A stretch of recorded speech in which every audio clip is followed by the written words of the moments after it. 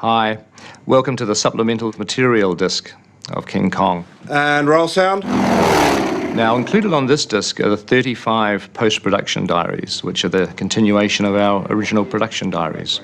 Now, these post-production diaries were originally released on the kongisking.net website, which was a wonderful experience for us to have this relationship with the website, and we were able to treat it like a countdown to the release of the movie, week by week, as we worked through the very complicated task of post-production on this film. It was fun to be able to share the experience with the kongisking.net viewers. Officially the last shot of King Kong. Included in these post-production diaries are a wide range of topics like the pickup shooting, action! The creation of the soundtrack, from the sound design through to the final mix, the music, visual effects, colour timing, the miniatures, right the way down to the release and the premieres of the film.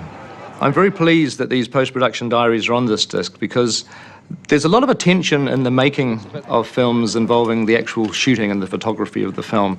But as a filmmaker, that's obviously a very important stage, but so much of the process is the post-production. It's a very, very long, intensive time period, and it's something that is not widely seen or known about. There's a lot of behind-the-scenes creation and artistry that goes on, and it's great to be able to share it with you on this disc.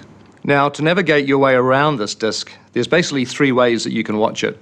You can do play all, which gives you 2 hours and 40 minutes of the post-production of King Kong. You can go by date, so you can pick a particular week of post-production and see what we were doing on that week. Or you can go department by department and see everything that was covered on that particular topic.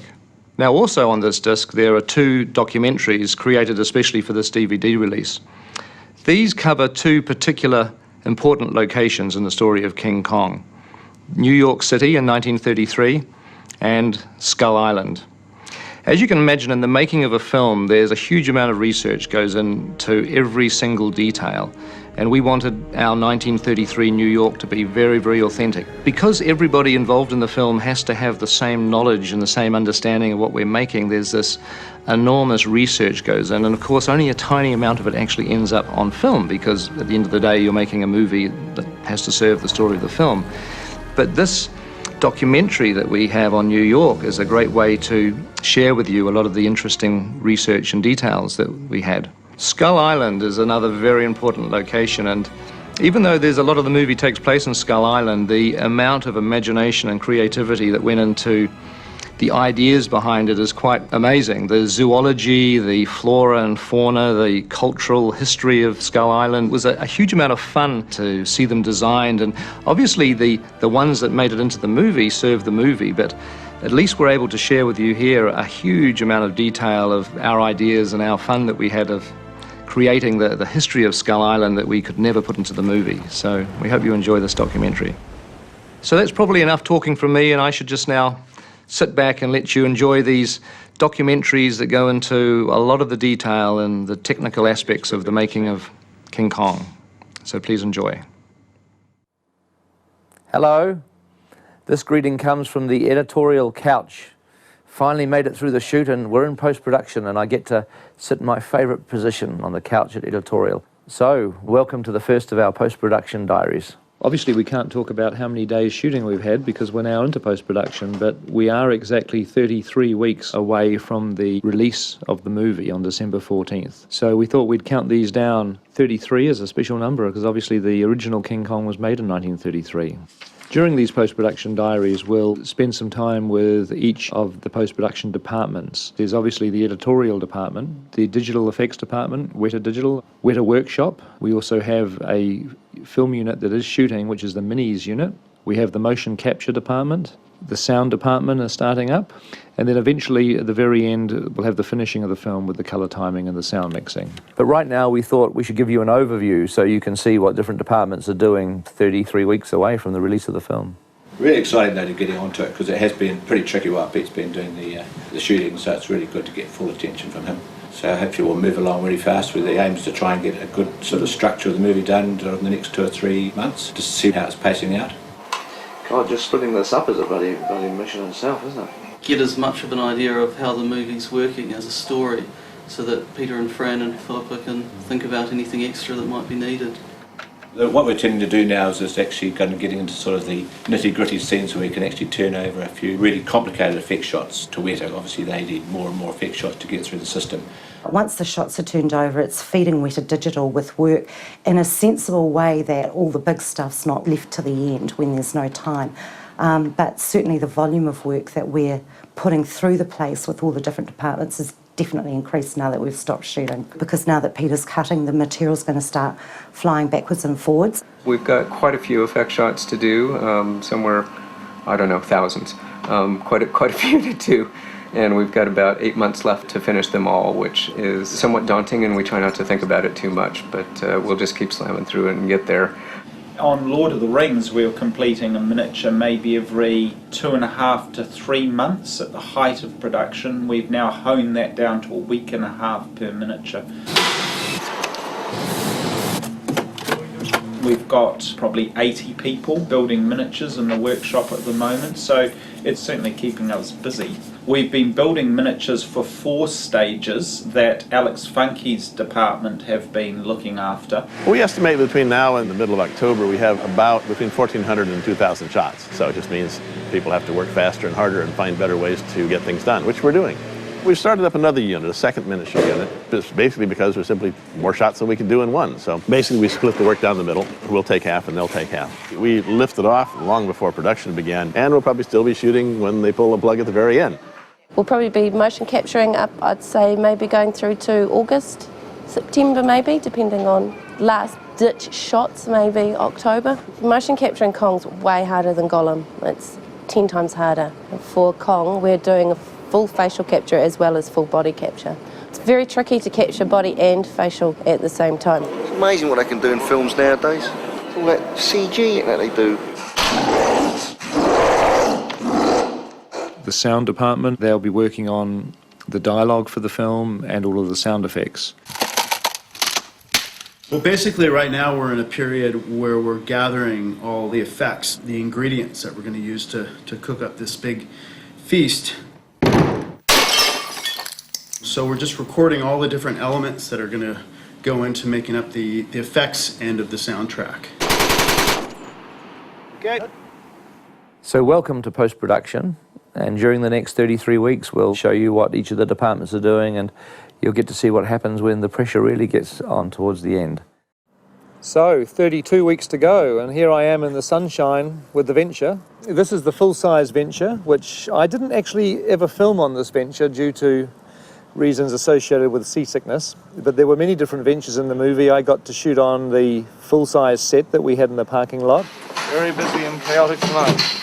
There's partial Ventures in the sense that there was the full upper deck built at Stone Street Studios, and then of course all the cabins and holds and so forth. And then in terms of the entire ship, there's 3. There's the full-size ship, which is built from a little coaster called the Manuia. Then there's our 12th scale model here, and then there's a tiny little one that we're using for extreme long shots. And at the moment we're shooting the miniature Venture, a wonderful, incredibly detailed miniature that Weta Workshop have made, and Alex Funke and his great team are busy shooting the miniature ship on the stage. Well, you always want to use the right tool for the job. If you want to do a shot of the Venture steaming into the sunrise, it'd be great if you could simply take a full-size ship out and steam it into the sunrise and film it from a helicopter. But if you have to have a ship in a storm, if you have to have a ship that's in danger, that's in extreme waves and so forth, well, that's very hard to film and very dangerous. It's much more practical to do that on a miniature, which is how our 12th scale miniature comes into play. Our miniature at 12 scale is 14 foot long. Some of the storyboarded shots go extremely close to the surface of it, and therefore it has to be an extremely detailed model. There are miniatures in the world that get built. Okay, 2.5 hours, I got to mount 800 rivets on this boat and then I can go home. Those are the miniatures that don't work. The miniatures that work are the ones where everything that's done was done by somebody who had a story to tell. What's the last time that they washed the deck? What was on the deck at that time? Was it animal droppings? Was it rust? Why are these rivets rustier than those? Because water trickles down off the lifeboat davit and runs on this post, so there's more water here, so it rusts more. But that's the kind of thinking that makes a good miniature builder. One of the coolest things that bring miniatures to life is the lighting on them. On the miniature Venture, we've got all the lights that were on the real Venture, all the bulkhead lights and the spotlights and the running lights and so forth.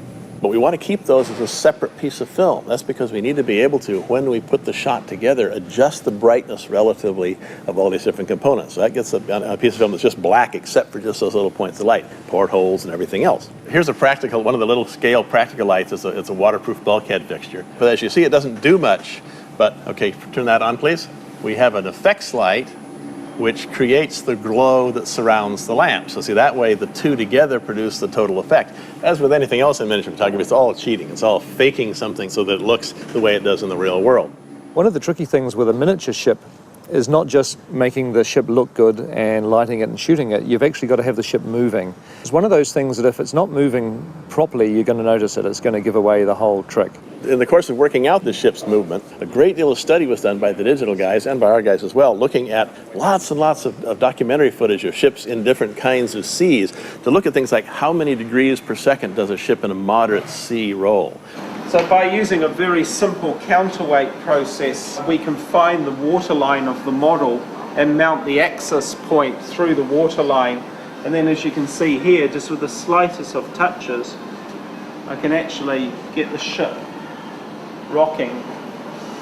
The three motions that a ship has are pitch, which is to say rising and falling the bow and the stern, yaw, which is turning, and roll, which is motion from side to side. So we need to have all three of those motions in this ship. The only thing we can't do is vertical raise and lower, and they'll achieve that by using the camera. So hopefully next time you see it, it will be bobbing around in the ocean just off Skull Island, and if these people have done their jobs right, there hopefully won't be any way you can tell it apart from the real ship. So it's certainly a very, very enjoyable opportunity that Kong has offered us building this ship.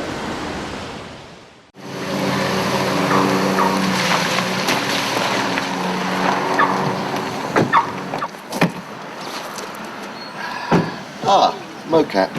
Hi there, it's Andy Serkis and welcome to the motion capture studio. It's just a warehouse really, but we've converted it into this rather marvellous high-tech space.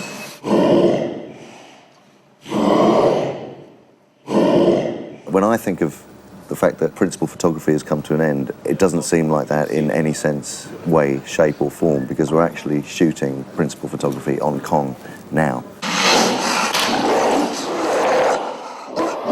Each morning when Andy comes in, we put him into his famous blue lycra suit, which I'll have you know isn't a special sensor suit. He doesn't wear special sensors, it isn't wired up, it's just a plain lycra suit.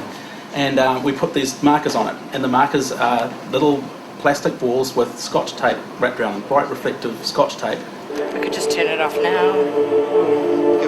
All they're designed for is to reflect the light back towards the camera. And we've got 52 cameras that track the body, and another 20 that are specially designed to track the face.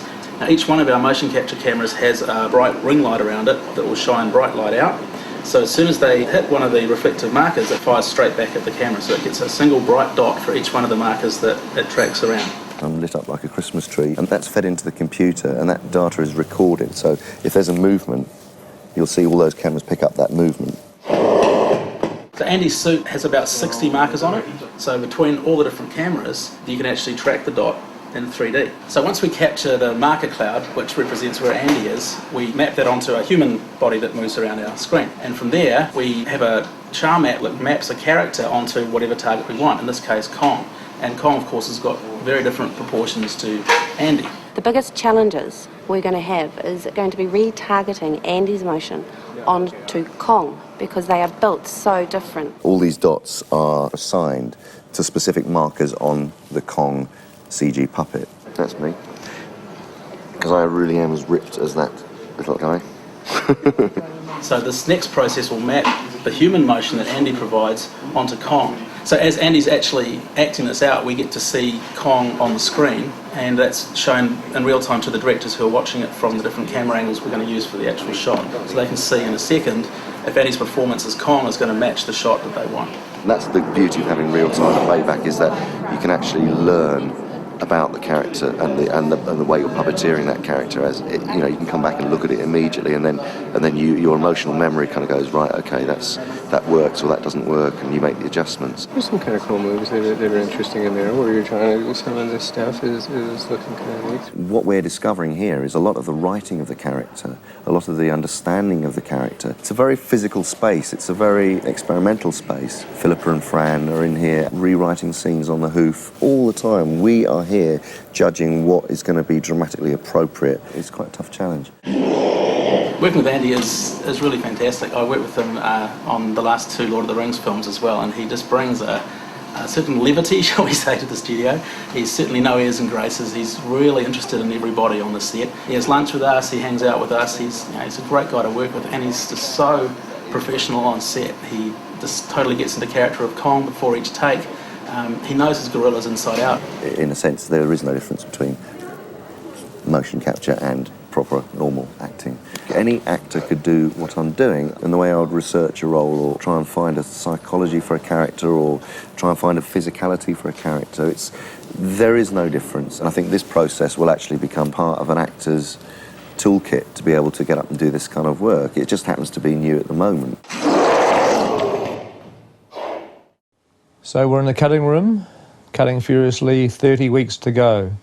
And while we're in here editing, we have a team of sound recorders who are basically compiling the type of sound effects that we're going to need for the movie. They don't really have the final cut pictures to work to yet, but they certainly know the type of noises and effects that they're going to need for the finished film. Well, right now the sound department is very active recording sound effects.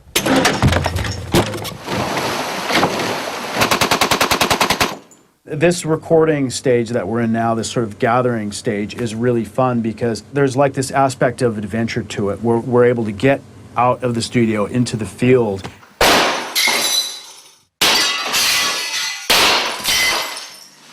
We have got the right building, eh? All stern! All stern! The steamship recording was really fun. It's crewed by these guys who are all steam enthusiasts, and they were just great. We're going after all the mechanical engine sounds for the Venture, and a lot of the Venture actual footage has been done with miniatures, so bringing the realistic sound to life is crucial to making it feel real and believable. We over-recorded this boat. Better to over-record than under-record, we say. We've had longboat recordings for the Venture crew with everyone rowing. So we're out in the bay and we're just sort of rowing away, and then we're sort of rocking it, and then we're getting it buffeting against the rocks. And then, meanwhile, the art department guys in the bank are looking at this because we're like scraping up all the hull of this thing, and we're taking out chunks from the front of it. Yeah, I wouldn't include any of that bashing of boat stuff. The system will bash us. They're a really good art department. They can fix anything. You got to suffer for your art, you know. We're in Wainuiomata. The sound team is here trying to capture the log falls for some of the Kong action through the forest, and we've been dropping these big logs back here. So we're about to drop it in the mud to try and get some big ape or dinosaur body falls in mud. So often when we go out and record, we don't always know exactly how things are going to turn out.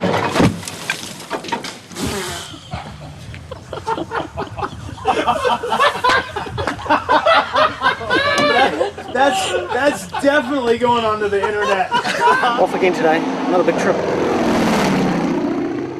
We recorded Planes Over in the Wairarapa, and that was with a 1939 Harvard. The right sounding plane, but not necessarily the right looking plane. The sound is very important in terms of really bringing the images to life. And another thing that sound does is it's working in 3 dimensions.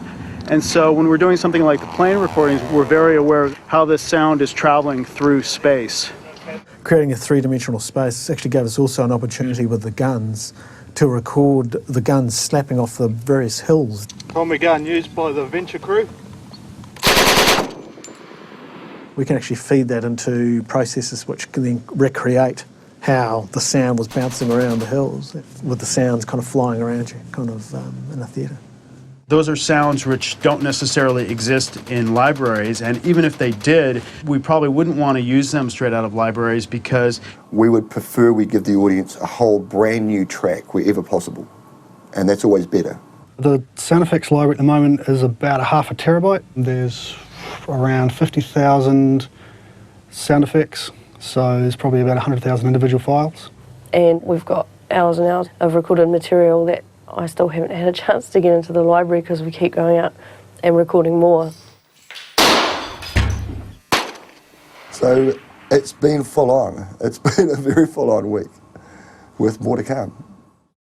So we're still in the cutting room with 29 weeks to go, and as you can imagine, we're moving through the vast amounts of footage we have to basically get our movie crafted. And we thought we'd show you this week is what actually happens, not in the cutting room, but all the work behind the scenes of the editorial department that has to go into arranging the footage before it even reaches the cutting room. I suppose the best way to describe what the editorial team does in terms of the cutting room is that we're the support structure for the creative team, I suppose.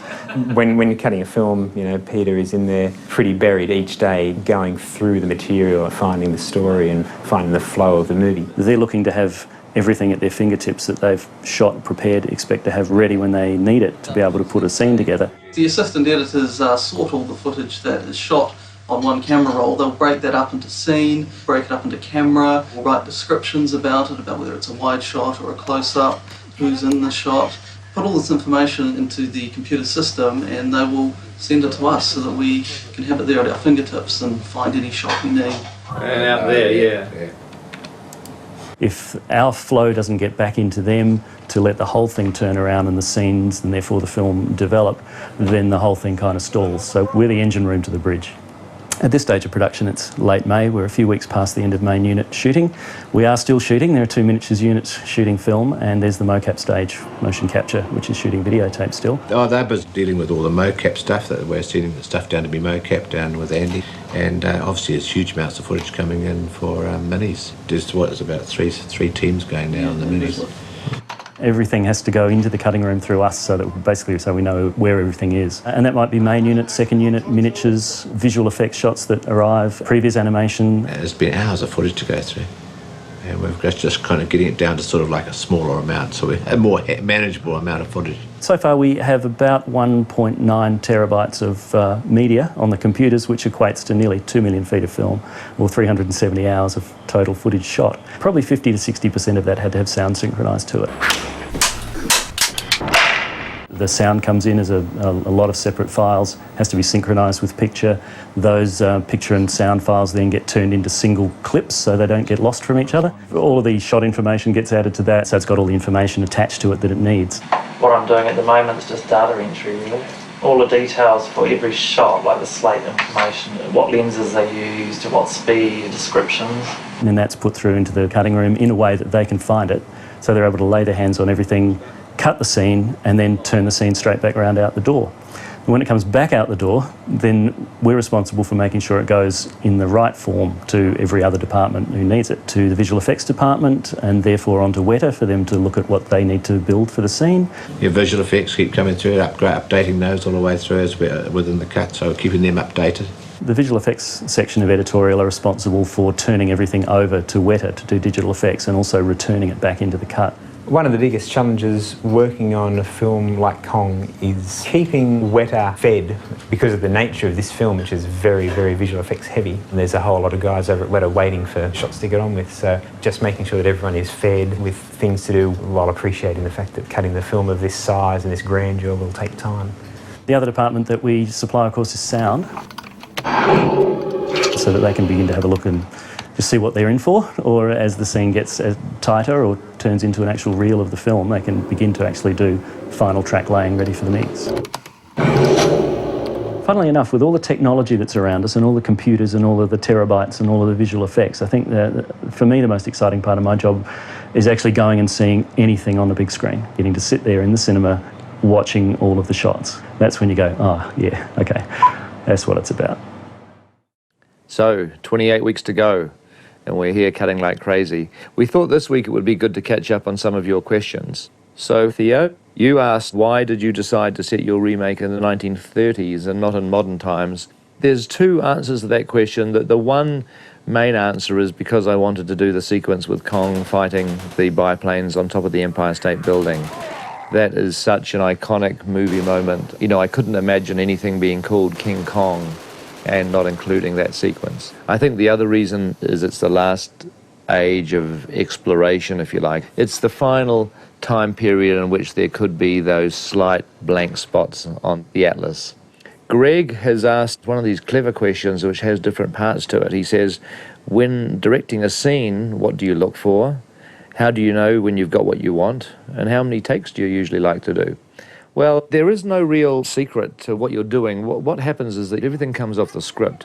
And really in a script, a scene is there for a particular reason. It's all in the eyes of Kong. And so the critical thing is to identify the reason that this scene exists. Have you ever heard of Kong? Anyone doing that? We're going there. And so suddenly you're on the adventure. You then base the design of the sequence, the blocking of the actors, the camera angles, the way that you shoot it, on the best way to get that piece of information across. And then come up and Preston will be here. We'll use Preston. And generally I do as many takes as I need to think that I've got what I need. No, didn't get it then.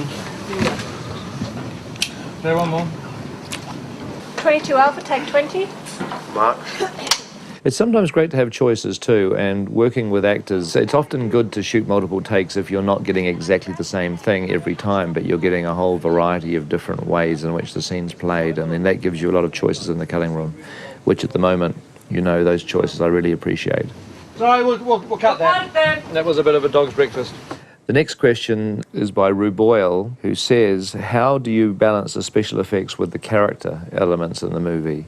It's not a science. I mean, you don't sit thinking character, special effects, what percentage of each am I going to have? And largely the special effects are just simply an element in the storytelling. I mean, people have to wear costumes so that they look like the characters. The sets have to be built so that they represent what you want to have in the movie. Obviously, a movie like King-Kong, you end up with many more special effects than you would if you were telling a modern-day drama story, simply because, you know, the nature of the story demands things on screen that you can't achieve any other way. The last question is submitted by David, and it's, why are you willing to share so much with the fans? Why are you doing things like these production diaries? Well, I can't tell you that. That's a complete secret. I'm going to find out who is doing it. I want to find out who's in charge of the Kong is King website and where they're getting their information. The production diaries have been something that have kind of organically evolved. If you look back at the very first production diary we ever did, the guys poked the video camera in my face and said, Peter, could we do a quick blurb for the Kong fan site? Sure, yeah. And I turned around and said a very brief kind of cursory, you know, hi. No more days till we start shooting. None. It was only after that first night of shooting and that very first production diary that I began to realize what the potential was, that it could be kind of fun. It's a way of showing everybody what it takes to make a film in real time, so you can get a sense of the time scale involved, of how long we shot for, how long we're going to be editing for. It's just a kind of, we just thought it'd be fun thing to do the making of while we're making the movie. So hopefully that's answered a few of your questions, and we'll do some more in oncoming weeks, but we're just still cutting. There's not a lot of exciting stuff to see in the cutting room at the moment other than me lying on my couch and slowly assembling the movie. Adrian packs up, he's got to get out of here, he's going to get him. Yeah, he's coming after him. That worked good. Is that working for you? Yeah, that works really good. Peter will like it. Yeah. So at the moment it's the hard slog of cutting, and it'll continue, and you'll be watching it in future weeks. So we'll see you soon. When we did the sums on how many miniatures there were to shoot on the film, we suddenly realised that we could be filming for another year after the film came out. So we quickly decided that we needed another miniature unit to help support Alex's team, and that new team is what we call BVH's unit, which is Brian Van Hul's unit. During the course of the live action shoot, I was the visual effects supervisor on set, and then during post-production, whatever they need done, I usually end up having to do it, whether it's visual effects elements. Okay, we'll do that again, Dave. Or, like right now, they wanted to start a second miniature unit. They put me in charge of that unit so that I can work with Alex Funky and we can try to get through all of the material in the short amount of time we have. It's Friday. Friday's easy day. The producers talked about the number of shots that needed to be achieved to finish the show, and we were talking about 800 shots that we actually had to shoot, and whether or not we will achieve it, I don't know, but we will have a damn good go at it. It's a very fast unit. They shoot miniatures like crazy. Up to 20,000 feet of film in one day on one camera is quite a feat on miniatures, and they did it. V-track back into where we had that original position. Rolling, and Mocon is moving. The different passes that we'll shoot on our miniatures are a standard move length, which matches the previous cut that Peter's given to us. One that's 20% longer, so that once the final animation is finished, if he wants to lengthen the shot, he actually has those frames. We also do those versions with high wind and with low wind, and in some cases with clean atmos and with smoked up stages. You know, Mike, when you think about it, none of this would be possible without the support of cocktail napkin technology. There's all our scaling, there's our count sheet. We have a number of different studios that we're doing things in, so we have a lot of irons going and a lot of fires. We've got 2 motion control operators, and I'm sometimes doing 2 shots at once and jumping from one studio to the other. Plus they're shooting other components like smoke and fire elements and things randomly all over the place. So there's a lot of different stuff happening simultaneously. Brian is a jack of all trades in that he can do anything, but he's one of the few that I know is a master of them all. He's very much like Peter in lots of ways in that he has endless bounds of energy and he wears many a hat on this project. Oh, I have to because I'm losing my hair. You're fired. You're only really as good as the people who work for you, and we've been really lucky to get a really good collection of people from the live action unit and from the other miniatures unit and also from overseas over to help us create the second miniatures unit. Except for Mike Kelly, he's kind of crap, you know, but we stick with it anyway. Hi. Hey. Gus Hunter and Jeremy Bennett have been really essential in leading us on the actual look of things. We end up with sometimes just a sequence with previs, just black and white images and very nondescript skies and, you know, not a lot of dressing in terms of what the environment should look like. So Gus and Jeremy have been great in coming down, actually doing digi-stills of the miniatures and actually incorporating that into their concept paintings. These lines that are going across, not just having lines going across, but you see that sort of stuff in Gus's artwork. The one thing that always distinguishes the images is how it's used in a film. And that is always in context with how good the director is.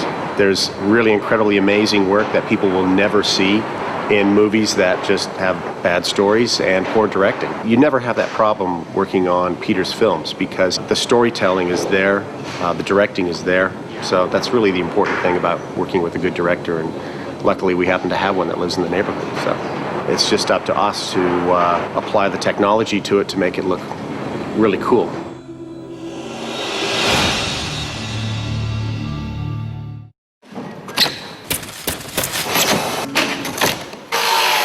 So we're about 3 months from the end of miniatures construction. We're working on the approach to Skull Island.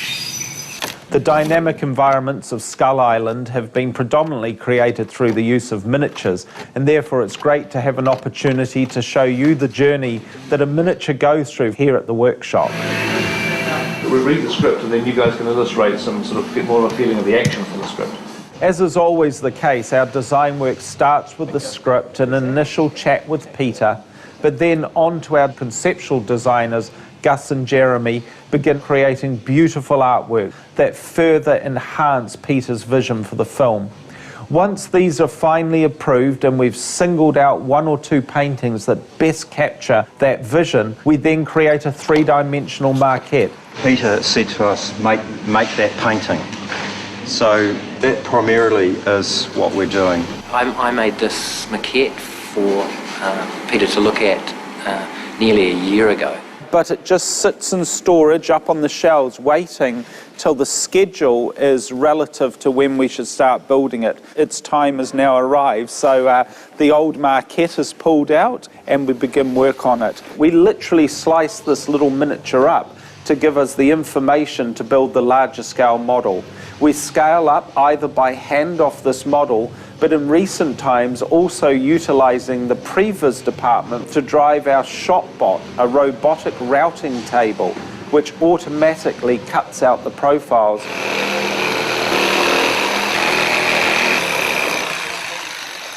Once we've got the outline, which is just really bones, we get a skeleton, and we've got to add all the skin and the detail, like this architectural detail, that we've got to just look at the maquette and take measurements and try and recreate in between each profile. This is the area we're working on right now. It's the floor panels. We're translating that onto the actual model. And after this, we're going to start building the facade of the buildings, which is this area on the maquette right here. It's not going to be as detailed as this, so it's going to be more like cave dwellings. The guys have created these massive angular rocks, and the feeling that the seismic eruption that's hitting the island is making everything fall out of parallel, and I think we've really captured that in this latest miniature. We clad rock that we've moulded from real rock around the coastline of Wellington and throughout New Zealand. We have different names for the different sorts of rock. Probably the easiest one to identify is James Brown here, so named for all the grooves that it has in it. Charlie Parker, better known as Bird, and we call it Bird just because it's so goddamn interesting. Louis Armstrong is smooth with gravelly undertones. Charles Mingus, Thelonious Monk. This is one of the early Rolling Stones. We skewer it on using meat skewers or shish kebab sticks, and then using urethane foam, we actually foam those rock surfaces on, go back in with a knife, cut pieces out, tilt them, change them, squash them, stretch them, to try and make a more dynamic environment. Then we try and get Peter in to have a look at it.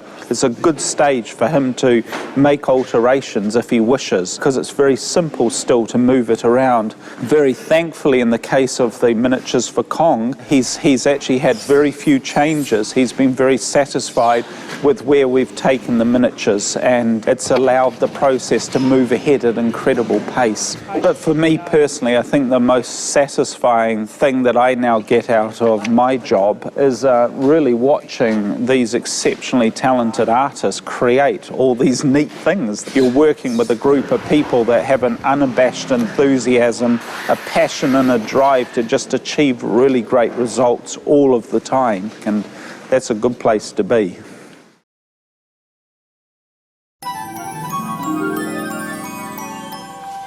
Hey, kia ora. Welcome to Weta Digital.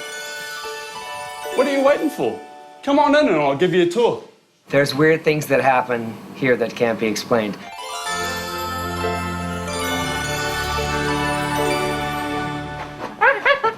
Weta Digital is sort of like a mini film studio on its own. All the things that you have to do for live action filmmaking have to happen here and then some.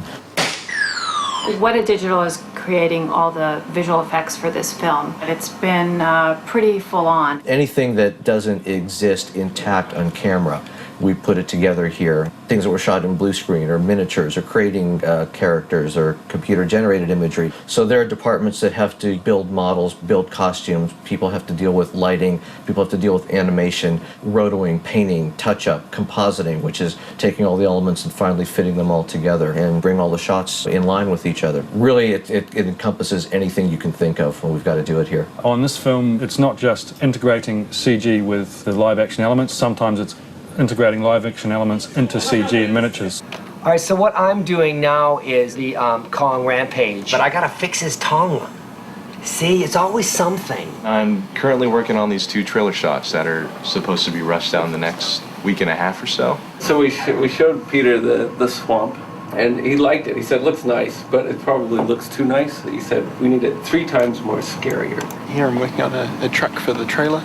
We're in a bit of a hurry, so we've split this up between a couple of different people. We tend to be pretty busy all the time. I think in the final version, the tongue's not going to be so huge. What we've got to create here are elements big and small. I mean, obviously there's Kong. We have to animate everything by hand, every little blink, every little gesture, every eye dart, but also getting the performance of Andy with the intensity and everything else that he put into the performance. That's like our main job. We did the same thing with Gollum. When I'm working with the animators, which are essentially our actors for the creatures, then we get to play. Holy shit. You have to make sure that the puppet's right, that it's gonna skin, that it's the right one with the hair. You know, then after they skin it, that the hair's not digging into the mouth, that your animation isn't making the mouth go, We're currently working on getting Kong's fur to stay with the skin as he moves through space. It's quite a difficult thing to make cloth and hair and fur move realistically in the computer. There's the big environments like New York City, which is 360-degree Manhattan. We're creating thousands of extras for New York. We're creating cars and vehicles, taxis, trams, L trains. Really anything that you would expect to see in the city, we're building it. So my task is to take the CG city, which is absolutely amazing looking, and just give it those finishing touches to make it more photoreal. As well as the miniature and full-scale ventures, we also have a digital boat that we've built.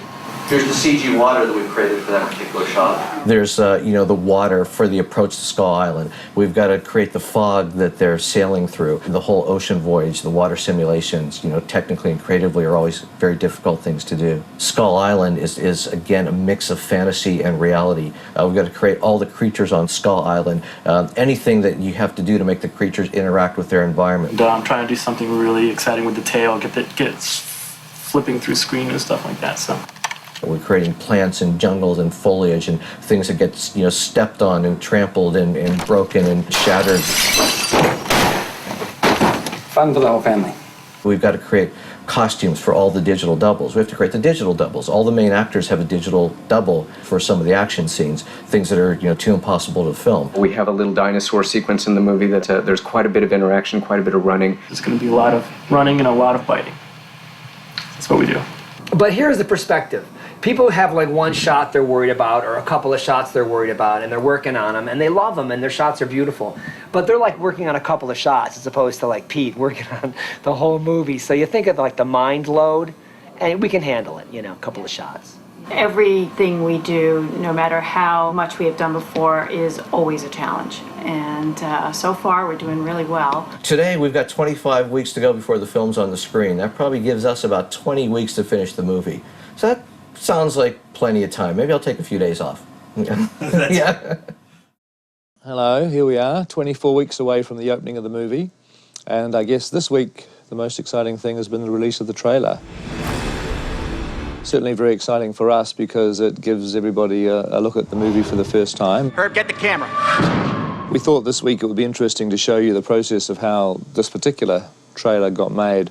We worked very closely with a company in Los Angeles called The Ant Farm, who did the Lord of the Rings trailer. Steve Harris from The Ant Farm flew down to New Zealand and worked with us down here. It's been really great. That's very rare. Usually the directors aren't this hands-on involved. Or make it so it's not a flash. It's a dissolve. It's like you dissolve from the ship to the map, and then it wouldn't have such an abrupt kind of whack at you. I'd use that in the trailer too, because we are going to need some sort of a wide shot of the area around that tunnel. We'll get that going because I think that trailer's looming about 4 weeks away now. We worked on about 130 odd shots. In some instances, the miniatures weren't built. We're building the second seawall miniature for the trailer, and the guys here have just been rushing to get it completed. So right up until 2 weeks or a week even in some instances before delivery date, we were still shooting the miniature. So the production of the trailer basically becomes like a mini movie. All the departments that are working on the big film, the sound department, the editorial department, the visual effects department, everybody activates and moves into high gear in order to get the trailer done. The editing is still a little bit in flux. Pete's still working on it, but the structure is starting to come together, so we're starting to pull together some of the sounds that we're going to be using for it. Because you want that moment where she screams and he replies with his roar to really be a moment. Whenever things got really tough in our department, we just had to remind the team that, well, just think about those poor bastards at Weta.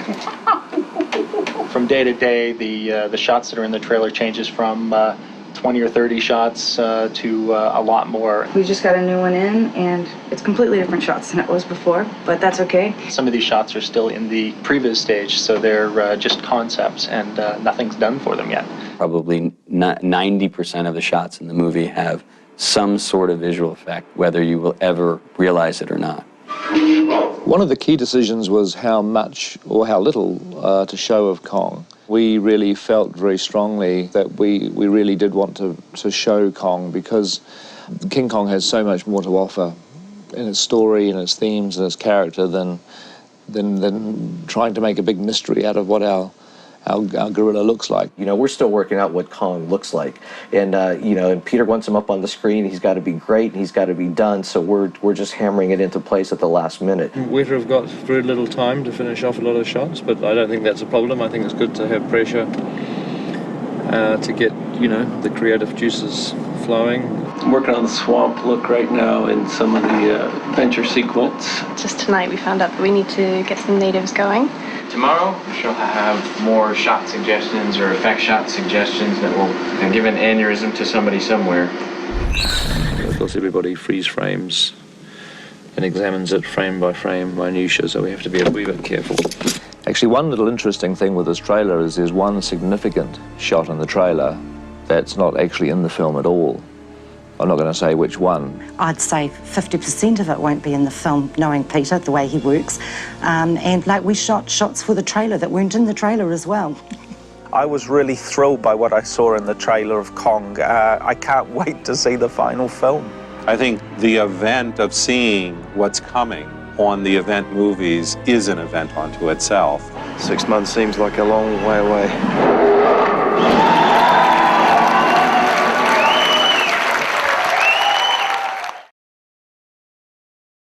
Okay, welcome to this week's production diary. We've got now 23 weeks left to go. So now that you've seen the gathering process and you've seen us run around, record all the sounds we need, I would like to invite you inside to Park Road Post to see the next step, which is designing and editing the sounds. Okay, so just down there is the ADR recording stage. We didn't get much of a crowd tonight, Annie. This is our main mixing theatre. Come on, take me to dinner. And this is our department. The sound design is really made up of many, many, many layers of sounds, and we start with the smallest sounds. Sound design is pulling sounds out of thin air. Building mass footwalla. We'll start with a couple of simple elements for the hit of him throwing, and then a metal element. We'll have a glass element. And then it's really a matter of adding other elements for the slide past. Once you kind of put it all together, it kind of sounds like this. We have the ability to basically take each sound and move it around the room by putting it through this control system where we can tell it what speaker to go into. So this dot basically represents the sound. Right now, I've got it playing out the center speaker, but I can move it to the right surround, left surround, back to the front left. We're putting that right around the room, so we've got pretty much a really good quad going of creaks and moans, and and when the tram gets bashed, the tram bell also dings every now and then, which is quite funny. I also use the boat and the car drops for the tram impacts onto the vehicles and stuff like that. It's been a fantastic day, one of the best recording days yet. And the tram is made of wood and steel, so it gives it a believability and that size of the impact. They're pretty tough people. When you hear this in the film, there'll be Kong effects all over it, and the crowds probably won't be anywhere near as exhausting to listen to as they are at the moment when they're totally raw, because they sound like this. You get the idea. When I finally see the scene and I see all those bits of pre-res have been swapped out with the real crowd, I'm familiar with it, and I can go that shot, that sound, and just whack it in, and it's going to be a bit of a sausage factory because that's the way it's looking like it's going to turn out. We've got a pretty monstrous amount of work to get through, which is kind of appropriate given there's lots of monsters in the film. The bulk of the recording has been done, but there's still lots of little bits and pieces, and you come up with an idea and you go, oh, I want to try that. So you just sort of run away and try a particular thing. As time goes on, there'll be obviously less of that, and everyone will just get sort of hairier and sort of smellier, and we'll just get really tired and grumpy. Apart from that, it'll be great fun. So this doesn't look like much at the moment, but this is our A stage, and we're 22 weeks out from the premiere of this film. We've just got a couple of little bits and pieces to get together for the Weta Digital guys, so come on in and we'll show you what's going on in the Elements unit. You'd be amazed at how much film we go through. On things like dirt and rocks. It's crazy. We'll go with big rubber rocks to begin with. And action, Phil. So this is the fascinating world of the Elements unit, and we're about trees breaking and dust blowing and rocks rolling down hills. That will all be composited later. And action. If you have real elements that work, that always gives you that extra bit of connection you need between digital produced stuff and the live action elements. For example, the sequence takes place in a sort of a swampy environment, and a lot of it's sort of going to be on flat ground here. So what we can do is we can shoot sand elements being displaced by various implements, you know, a rake or some sort of a prod or a swinging pendulum that can just, you know, knock spray everywhere, and then actually isolate that element off of the blue screen and comp it into the shot, get it under his foot, get some spray coming out of the T-Rex's under his foot. And the gorge is a bit trickier because we don't have much dust. It's sort of a humid climate.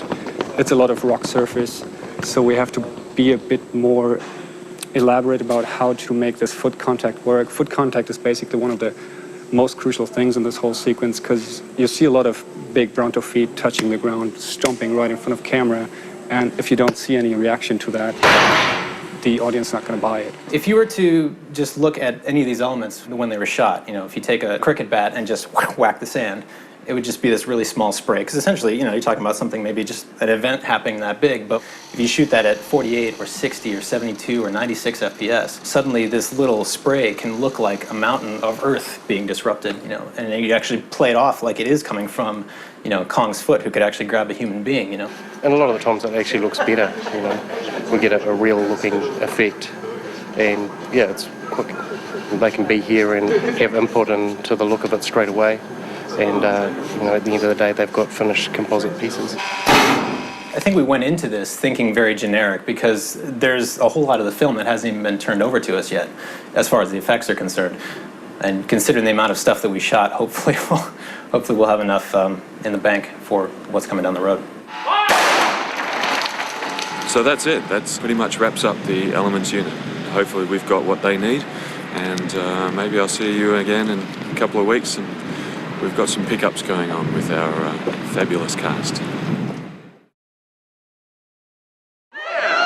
All right, here we go.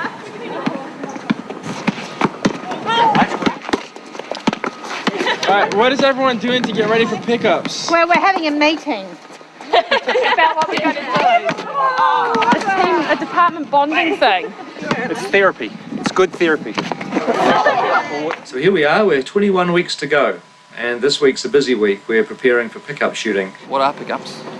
People walk around and we sort of do a community service, and there's a lot of rubbish around Miramar, so I'd like to help pick it up. Pickups. The director cut the film and then decides that he needs to add shots, change shots. During the cutting, you come up with ideas for new scenes, you come up with little pieces of information that you want to get across to the audience. You come up with actually sometimes just better ways to tell a story or to get some information across. And so we're doing that right at the moment. We've got 2.5 weeks. In fact, really 2 weeks. That's to pull a team together, find out what we're doing, and find the spaces to work in, because once again we're fighting for spaces with lighting. And hey, it's the same. It's fun. It's what we do. So this is the map of Stone Street, which is basically a map that hasn't changed that much, but we kind of issue it just to let everyone know where everything is going to be. It's one gateway and everyone comes in and out. See? Excuse Coming us. in and out. The one gateway. End of tomorrow it'll all be sorted. What are we shooting, Mark? Don't tell them anything. Don't give away any secrets. Does anyone know? No, no one knows. That is a $100,000 question. We have some general parameters of what we're going to be shooting, when we're going to be shooting, and where we're going to be shooting. We can fill in the rest later. We'll find out tomorrow at 11:30. She's right, she's clever, she's smart. Welcome back, everybody.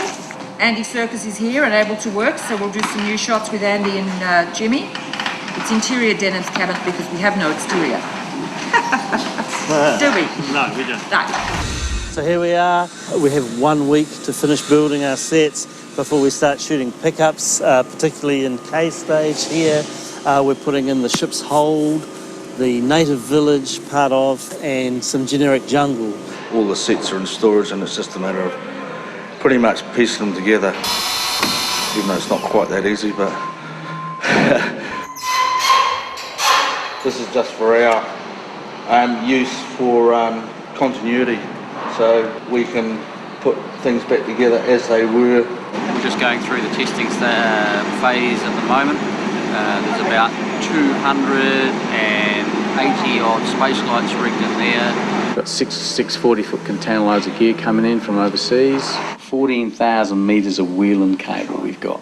On top of the 170 shooting crew and makeup and wardrobe and stuff, we still have a huge, construction department and art department and greens department. Pickups are good. It's more fun than making the movie. Shane D will just go up and do a couple of checks first, like that good coordinator he is, before he throws up the disposable stunties.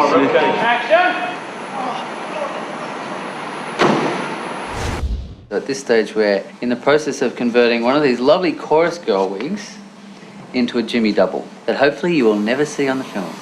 We've got principal cast coming back into town, so every opportunity possible we're trying to get hold of them so we can get ADR needed for the show. It's gone well. We made excellent progress. We did 7 pages yesterday.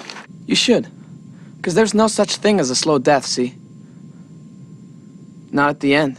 It's just basically the same team getting back together again for a couple more weeks of shooting. Being able to go back on the set and hang out with the guys and do a little bit more shooting's fun. Something to look forward to, so that's what we'll be up to come Monday morning. We'll be doing the usual 7:30 crew calls, and there may be some overtime required. We'll warn you now, get your sleep, won't be long, we'll be over and done in 2 weeks. Then it's another party. Another party.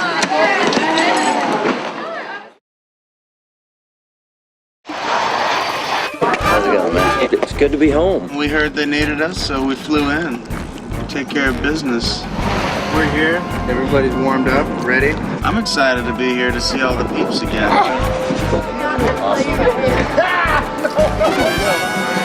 Like a big boy.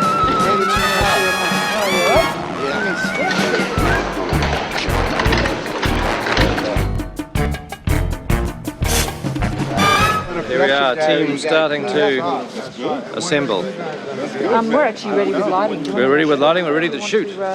Just got them off the plane and we're ready to shoot. Come on!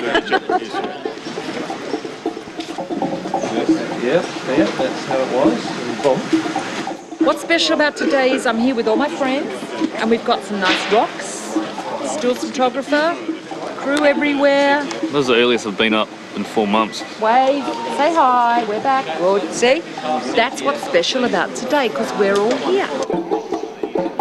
That's gonna bring it back. I don't feel like we have left. I feel like I've been in this hole the whole time saying compliment to the chef. Compliment to the chef. Oh, God. Oh. I've been in this cage the whole time, so I really haven't accomplished much. I'm psyched that we're doing the pickups because I think I've gotten better as an actor, and I think I'm going to blow Pete away with some of my new acting techniques I'm going to bust out.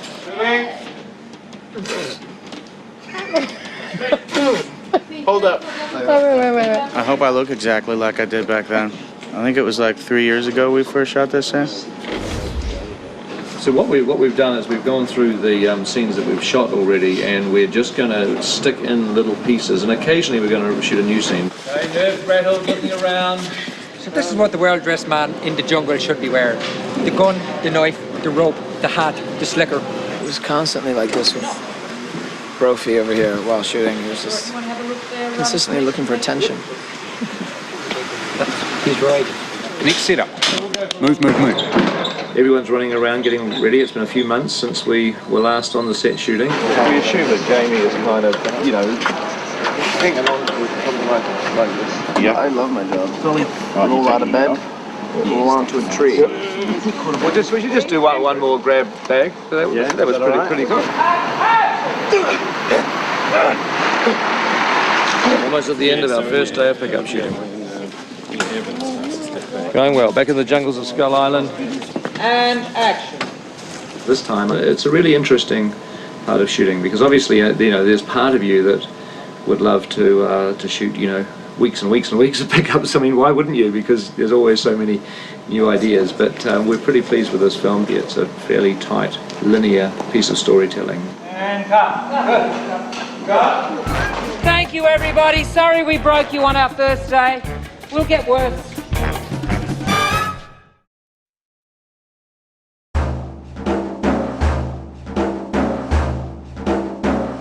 Well, we're still on pickups, and today we are going to spend some time with the Venture crew. Of course, Venture crew have had to go through a severe boot camp in which they learn the art of waiting, because after all, that's what a good crew member does. They sit around, they do nothing except drink tea, eat biscuits and smoke cigarettes. Hey, Marco. It's 11 o'clock and we're here to do pickups today. I'm not sure what stage we're working on. I think we're maybe on the boat. This is Trailer Park. This is where the stars live. We go around here where the stars don't live. Get in there, you. I'm just processing through makeup and wardrobe. Okay, somebody must be ready for makeup by now. Right. Oh, good That's on me. you, Jed. It's well known as the quickest one out of them all. More ways than one. Sometimes I'm not that quick. I'm going to be half mustache man.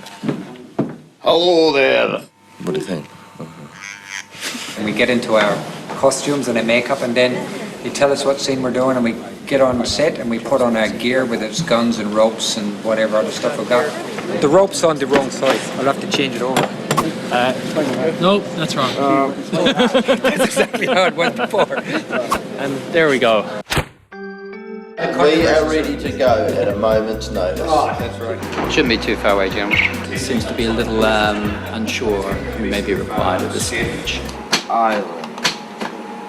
You. Is it on each letter now? Move in and out. You move in. Nice shot. Oh, sneaky bugger. Have you even acted yet today? No. So we're just taking Lee Hartley down to the 80s Portacom to stand by for digital mapping of his face. My pimple's going to be digitised for eternity.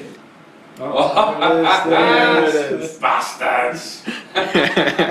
Tripping into somebody putting... the old porridge. I mean, if we were in tight, we may not see it. Please. I'm just flip into Lee's thing. I think you'd spoon a dollop into Lee's, then grab the thing and go straight back into shaving again. You know what I mean? And roll sound. Speed. Okay, here we go. And action.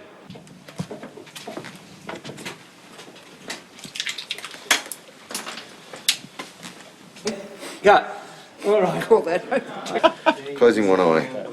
Smoking a fag. Yeah, that's making the boat move. Something else. I couldn't remember. Making the boat move. Shaving with my left hand. Stirring with my right. It's all... This is my bête noire scene. So, it's 4:30. We've been here since 11:30.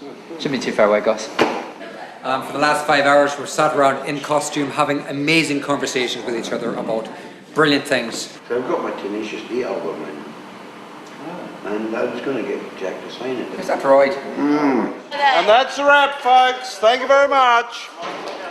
And that's the word. We can wrap everybody else still in the cafe. Sorry, guys. Unfortunately, you are wrapped. Yay! Oh. Oh, here he is. Apparently they're a little mad because you got to go on set twice today. Oh, actually three You only went for a times. facial. I've been there since 8 o'clock this morning. And I had a line. You had a line, did you? Oh, good line with we're trained on set. Day's over. Get porridge smeared in my face, along with shaving cream up my nostrils. It was good. It was good fun. Okay, yeah. I look like Andy in a suit. Right, see you tomorrow. Thanks very much. Bye. Thanks. So it's a day in the life of a glorified featured extra. We didn't get on set today. We sat around, played ping pong, ate food, had a good time, and now we're going home.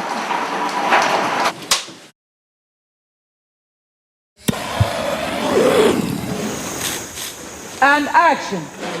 So the thing with pickups is that you end up reproducing scenes that you shot months and months ago. Continuity is particularly important. Like this is a scene that we did shoot way back when I can't even remember, up on Mount Crawford in the big King-Kong wall village set that we built, and now we're in a studio.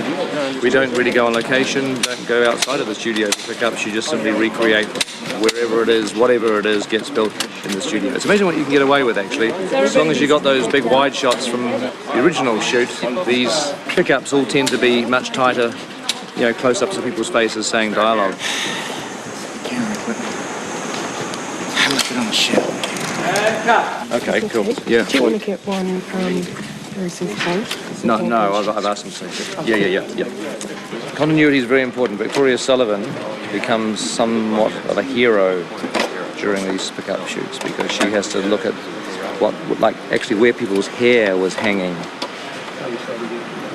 8 or 9 months ago, and those exact strands of hair have to be sculpted into the precise same place. Continuity is very important, more so than ever before. The importance of continuity is keeping the audience member flowing with the story instead of thinking, oh, I wonder how they did that shot, and oh, look, that was there before and now it's gone. The thing is, first there was like a little dot of it, and then I thought, oh, I'll just pull out that little dot of material, and then before I knew it, zhink, a whole string came out of my costume, and now I'm worried it doesn't look the same in continuity. Except I don't think you can really notice. It's just, what are you doing? I'll tidy it up. No. It's okay. Thank you for the thought. Andy. Sweet. And action. We're trying to fudge the sailors' continuity because we don't have all the sailors that we did have in the main shoot. We have 2 and 3 different guys turn up each day. Sometimes we've changed their costumes because we're only seeing legs. Sometimes we've put them in dark and light shirts.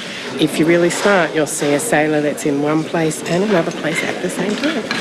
Handed off a rifle to Lobo. Yeah, well, can we get Lobo over? Yes, absolutely. Bring Lobo on. Yeah, bring Lobo on. Surprise guest, here's Lobo. No. You don't have to copy what you did before, but you will probably see that. You have to just do some different things, you know what I mean, to sort of add to it. Of course, one of the things with pickups that you have to do is match the lighting.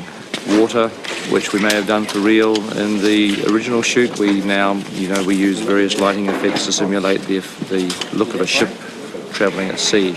Reflective kind of things and movement of lights can do a lot to make you feel like something is moving. So these guys up here are sticking some mirrors and stuff, and we'll bounce a bit of light around. The mirrors are for reflecting the xenons back in here to act like sunlight.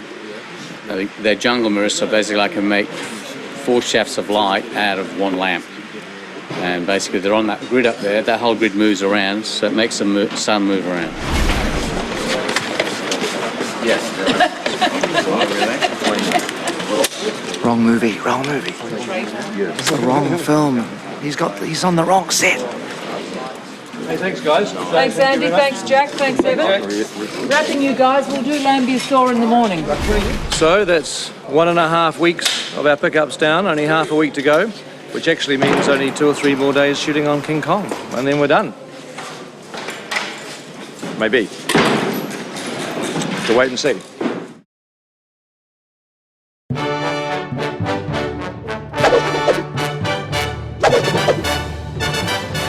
I can feel the weight, Kong's weight, lifting off my shoulders as we speak.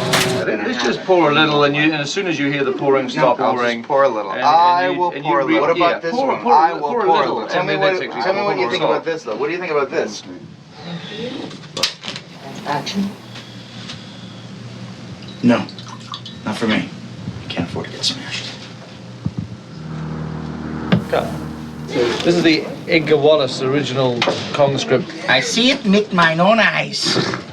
And I was not drunk. Did you get the first draft on eBay? Got it somewhere else. Yeah. Not on eBay, but I Last day.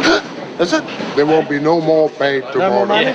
I will not have no more food in my house, so I'm eating tonight in a serious way. See you later. About number 17, light, sort of about that area. Okay, so but this is moving, right? This is moving, so Around. it'll just go It'll around. keep going, right. It'll Okay, just so it's go pretty around. much straight in front of me. Yeah, it's going to be pretty forgiving, your eyeliner, I think, so long as you just look up into that direction wherever you are. I'm a Congai line. Action.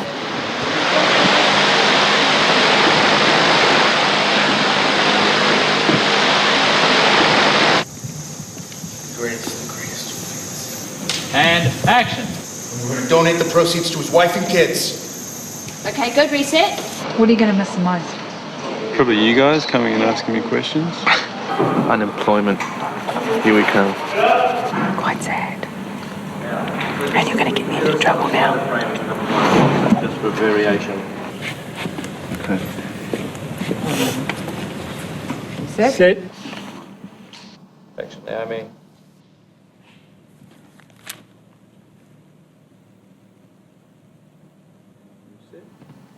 Cut. So here we are at the very end of pickups. Last day, Adrian and Jack are about to finish very shortly within the next few minutes, and it's all coming to an end. Yes, it's the formal end of principal photography, and I, for one, am really pleased. I can't wait to go to the movies and see it. It's exciting that it's coming near the end. It'll be sad. I'm delighted because I'm going on holiday now. Looking forward to sleeping in tomorrow, though. This is it. This is it. This is where you kill us. It is. Last chance to kill us. Yep. So you're at the top, Jack, and Adrian, you're down there, and this is basically going to be an insert and as the log falls down. All right, here we go. Let's bring up the lights. And action!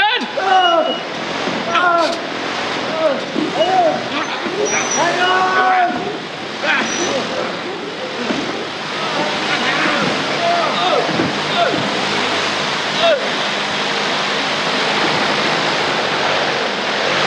Cut! Cutting there.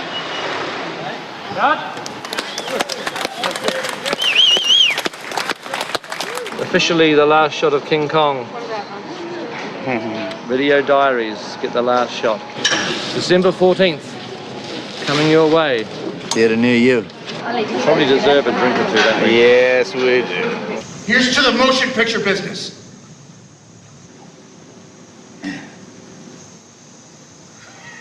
Uh-oh. Let's do one more. Okay, one more.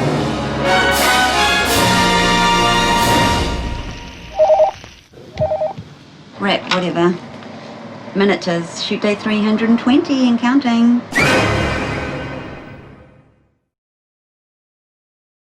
Hello, KongIsKing.net. We are sitting here in the lovely Park Road Post doing ADR with 18 weeks left to go until the movie opens. And Can we get some breath in the voice? Some breath? Just to try and get some breath in the We've voice. got 18 weeks to go! Don't say that, Colin! Nobody's panicking. It's all No good. one's panicking. It's all good. We're here in the ADR room.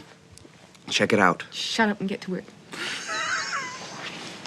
ADR is either alternative dialogue recording or automatic dialogue replacement. What ADR actually ends up being, though, is the process of replacing all of the dialogue in the film, or breaths, or grunts, or screams, or kisses, or anything to do with the human mouth, any vocal quality. You should. Because there's no such thing as a slow death, see? Look, ADR basically means you're going to be stuck in a dark room all day. It can drive you insane. On the set, they often have, wind machine noise, or they might have, in fact, planes, sort of, in fact, flying over. There's any number of things can actually destroy the actual sound, on the day. So once they've actually cut the scene, we have to get the actors, in fact, back in and record again their sort of lines in the scene. At the end of the day, we're probably going to be, in fact, recording about 90+% of the dialogue. The challenge here is to make the ADR look really natural, look in sync with their mouths, so that people aren't questioning it and going, that doesn't quite look right. And making it sound natural as well. In ADR, you get these scripts, but it's not only every line, it's every little thing that you do. So one cue will be breaths. We spend a lot of time shaping breath so that they have a presence, so that it doesn't sound just like ADR. Breaths arriving with camera. Feverish nightmare breaths. Breaths while lost in thought. Concerned breaths. Breaths looking around for source of gunfire. Distracted breaths. An inhale, which is nice, to balance it. ADR, acoustic development research. Mostly it's because it doesn't sound good, but sometimes it's because the acting was... Peter and Fran have always, and this is what one of the things that they taught me, is that you get another shot at the story in post. And one of the places is it's not just in the edit, it's also in the ADR. Because voice is actually what carries performance. Actually, it's kind of cool from an actor's perspective because it gives you a second chance to act, essentially. In a lot of ways, it's harder than the original performance because you got to match the lips perfectly. You got to match the intensity. You're going to be really up when you see it. So up is good. Anne, come on in. Let me introduce you to the crew. Don't erase that one. Okay. I think it might be a golden nugget on closer inspection. Okay. The actor has to come in here kind of cold. Lost in what? Watch himself act in the scene and actually get himself back into that mode so that he can both, in fact, give us the actual performance on the day or something better. Lighten the ship! Anything that's not bolted down goes overboard! I lost my breath. Yeah, that's why we're going one. The other reason to do ADR is because you've reshaped the storytelling, so you're picking up lines that have never existed before. You can totally write new dialogue and throw it into the scene. For real. Yes. Yes. Yes. Yes. Yes. It'd be funny if we did a Peter. Yeah. Yeah. Yeah.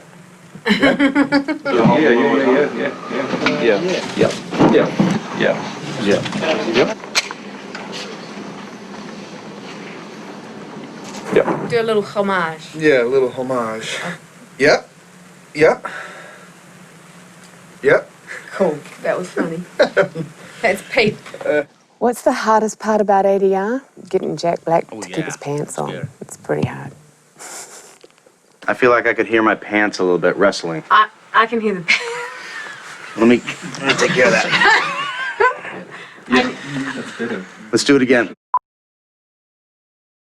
Hi, welcome to this edition of the Production Diaries. We thought at this point we'd kind of talk a little bit about what the miniatures art department does and its relationship to the work we're doing here at Miniatures. We have a terrific miniatures art department, and the man who's really responsible for putting that all together is Paul Van Omen, who's head of the shop. Shot 7, we're just about at the ledges. The model is sort of finished at Weta, John Baster and his team. They essentially complete it without dressing. So this is an undressed set. This is how it comes from Weta. It's partially painted, and we will turn it into something like this. This is an example after a few hours of dressing. Get the model team on it, get the Skull Island look. The first thing is we get presented with some, perhaps some early conceptual artwork. We've got to interpret what the production illustrators did. So we had a workshop, which in turn reflects Peter's vision of a particular scene, interpret it in a small scale. Then my guys have to come in and work out exactly what the camera's going to see and exactly what has to be hyper-detailed. Well, the set we're working on here is Anne's Run. We use a lot of live plants, a whole lot of bits and pieces that we can just put in, and they're just sitting outside, and we just go and get them and whack them. Dangerous twig, probably be used on 3 sets so far. Or this one that hasn't been used on any. It's very hard not to walk into somebody's garden, even on a Sunday, when you're and not look at something and go, oh, can we have that? Lucy's welcome to the greenhouse. Oh, see, no, I can't do it. Okay. Well, this fern on a live action set is represented by this one on a 10th scale set. It works. It's amazing how well it works. And that's the whole secret, is how do you scale a tree down so that you make a tree that's 1/12 of full size but still has moving leaves and moving branches? How do you do that? How do you scale dirt? How do you scale moss? How do you scale pebbles? That's where the artistry of the model technicians comes in. We've got about 9 people in the miniatures team who are responsible for all the dressing. Nicole, Bruce, Simon, Fraser, Kate, Sam, Ivan, Lucy. We're good at trees, and we're good at vines, and we're exceptionally good at moss. When we're dressing, one of the crucial layers is the moss. To make it look real and better, like in here, the contrast between that and that, once you burn it. Detail, actually. That's one of the things that I really love about model making, is that you're trying to create something which is going to hopefully appear huge, and you've got to fool everyone into thinking it's that big, when in fact it might only be this big, and so you've got to put all the right detail into it. The secret of doing good miniatures is having model technicians that really understand the nature of scale and how to quickly and efficiently create a big environment, let's say like this rocky surface, so that even though the camera's really close to it, it still stands up and looks in your mind's eye exactly like what you expect that moss or that algae or whatever to look like. Those kind of issues, which are the things that make the miniature not be a miniature but be the real world. Model making is, particularly on Kinг-Kong, there's a lot of pleasure in creating the environments. It can be quite, get your adrenaline going to make sure that you meet the deadline. It hasn't got boring though. What do I like about model making? It makes me feel like a kid. Skull Island, it's your worst nightmare and your greatest dream. 10 weeks to go for us, probably 17 weeks until the film was released, so a lot of stuff to do.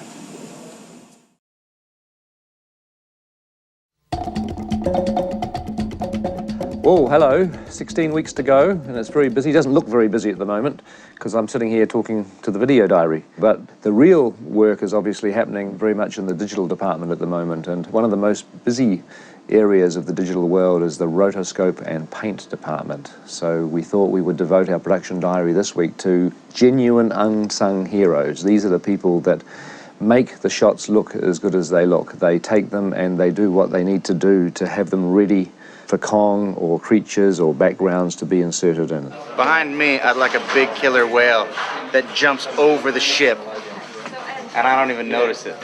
It's a majorly important cleanup and preparation department in the digital world. Rotoscoping is the manual process of cutting out things that we don't want in the frame and leaving only what we want. So essentially you can think of roto as like a digital cookie cutter, tedious digital cookie cutter. What tends to happen if a director is under pressure or stressed by making the day is you tend to say, don't worry about the blue screen, don't worry, we haven't got time, we'll shoot it and they'll fix it with the roto later.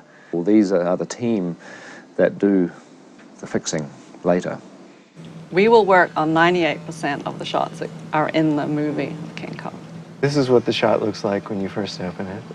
This is when you usually have your moment to yourself, cry or whatever. And you realize you have to roto each of these edges here. I hope we're not killing their enthusiasm by all the horrible shots that we're throwing at them. I mean, we have roto shots from hell on this movie. Normally the hardest things to rotoscope are hair and plants, long frilly plants, because they don't have a regular shape and their movement is totally illogical. When I first got this shot, I looked at it, I played it back like this and thought, oh, that's not too bad. Look, it's just Anne running. You know, shouldn't be too hard. And then I realized, oh, there's all these leaves. That's when my jaw hit the ground. It's incredibly intricate, fine work that has to happen. I'm sure the roto artists must suffer psychological problems. You know, we don't get to jump around the room acting like forest animals or anything. Or when I go outside and take a walk, you see these trees and plants at the side of the road, kind of catch myself imaginatively drawing lines around them. You know, one of the hazards of the job that they don't tell you about. Lots of people focus and concentrating while they carefully separate all these images that the director was too lazy to do on the day with a green screen or a blue screen. So I'm very sorry about that. We understand that's the process. It's all about getting the shots done so they can get home and start a whole new day the next day. So that's the roto part. We also do paint. Generally in paint, what we're supposed to be doing is removing things that aren't supposed to be there. They have to paint things out like reflections and windows. That would be through the windows, obviously, in that case. That's not a very good thing, hard to fix. For example, it's on the back wall, it's over this window, and probably worst of all, it's actually sitting on the window over the smudges. So it's not going to be easy. That's what we're here for. That's our job. All our work is unseen. If you saw what we did, that means we've made a mistake. Well, I've got a few shots coming up that they haven't even seen yet, so we'll put them to the test. I've got a couple of tricky ones up my sleeve, saving them to the last minute. Scary stuff, Peter, scary. Hello, 15 weeks to go. This week we've got something very interesting. It's another one of those behind-the-scenes areas that not a lot of people know about. I'm sure you'll appreciate that the big sound effects are obviously put in later, like Kong roaring and aeroplanes and that stuff. But what you may not be aware of is every tiny little subtle sound effect is also added in. And a lot of these are done by the Foley artists.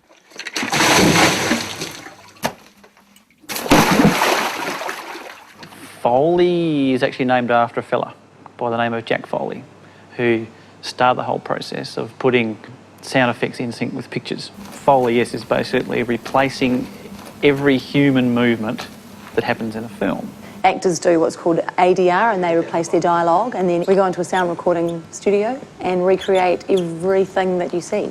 So we've got our footsteps, we've got people drinking cups of tea, or doors closing, people having meals, you know, knives and forks. And on Kong there's a big boat called the Venture, so everything that happens on the boat we recreate. all of the stuff going thrown overboard, like every single crate landing in the ocean, they're all done individually. Very nice, thank you. We were lucky, we were able to get a lot of the original props. The big old baskets, the cages, old wooden crates. We've got things off of the Venture itself, because that's only just parked down at the wharf here. So we've got all the rigging, the pulleys and things, because that's swinging around in the storm and that'll be hitting the side of the boat. And we'll be doing all their coats separately, because they've got these big, heavy, weatherproof coats. Oh, you name it. Yeah, got everything, including the kitchen sink, yeah. So the process is that we work to the picture. We have our own screen in the room. You have to be in character pretty much, take on that character, especially when you're walking the feet through. So you really have to take on their mannerisms, weight changes. So it's sort of like a little dance, I suppose. So what we're doing is we're doing all the hands on all the guns, and then we'll do gun on wood, and then gun straps, and then gun rattles, and so you do layers and layers and layers of sounds just to make one element. Here we go. They've got to convince me.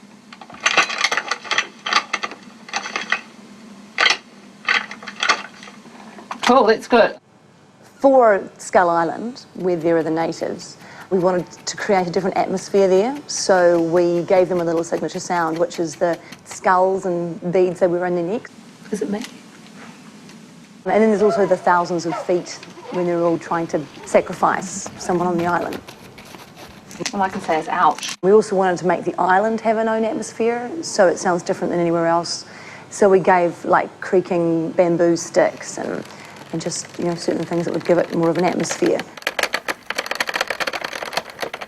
And also take it from the dry, we've just arrived, oh, it's nice and sunny, wow, this is a deserted island, to the wet, more intimidating, more sort of violent element of the scene. This is the remains of all the previous Foley artists that used to work in this room. It's great fun, it's challenging, it's rewarding, it's hilarious. You're just locked away in your own little thing and do what you want, and at the end of the day you come out with a really good sound. It's a good thing. That's what I like about it. When you play it all back and it works.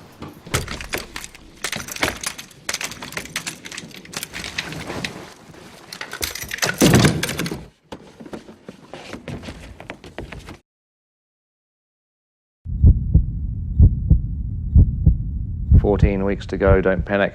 Now, this week we're just going to have a look at things that are happening in the digital department. And one of the interesting things that they're actually doing, which is quite an advancement on the work we did for Lord of the Rings, is in the area of digital doubles. It's tough to shoot live action interaction with creatures that are that big, but with digital doubles it opens up a whole lot of opportunities to do interesting things. Digital double is basically a high-tech stunt double for a character. So we'll put it into scenes where either it has to do something that a normal human would be killed in. Like Kong picks somebody up, or a car takes somebody out on the street. It also allows us to put actors into sets and environments that we never were able to build because they'd be too big.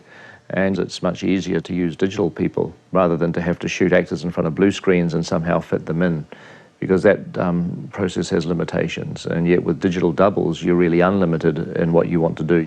And there's obviously a digital double and all the lead cast. Our actors came, they shot the movie, and they went home again. But we can still do shots with our actors because we scanned them. So we set up a studio to take pictures of all the principal actors so that we can use the textures and put those onto the digital doubles that we're going to create. And then we can do horrible things with them, and it'll look just like they're the real actors. All right, so it appears that I have officially been cloned. I think I'm going to go have lunch. We need to get a really good performance because it's not enough to have the digital double just walk around with a fixed expression on their face.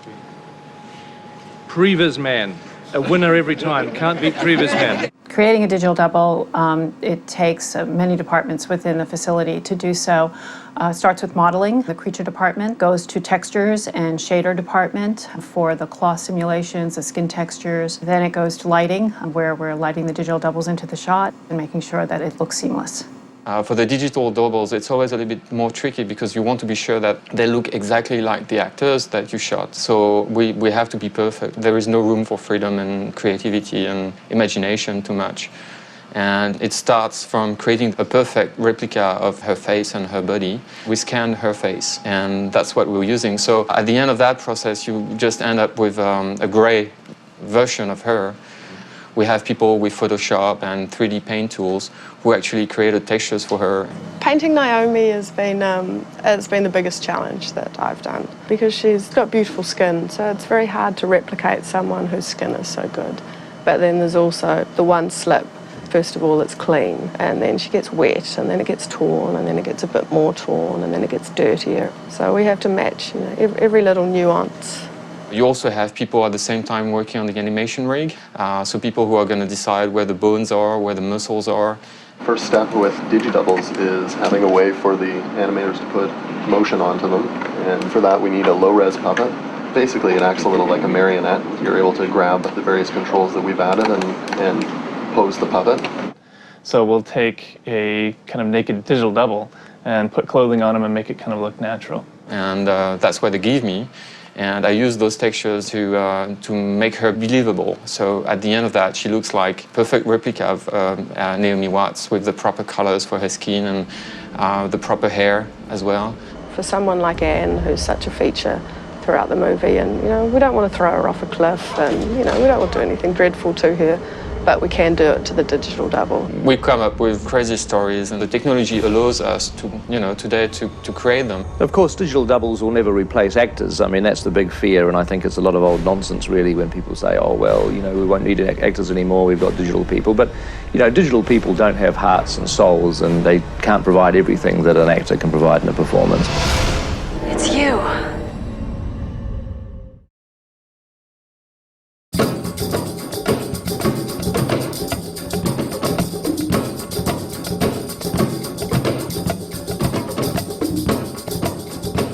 12 weeks to go to the release of King-Kong, and this week we're going to look at colour grading. And that's the process that you take your raw negative that got photographed on the set and you manipulate the colours, you change the lighting, the exposures, you do things to it. It's actually a very creative process.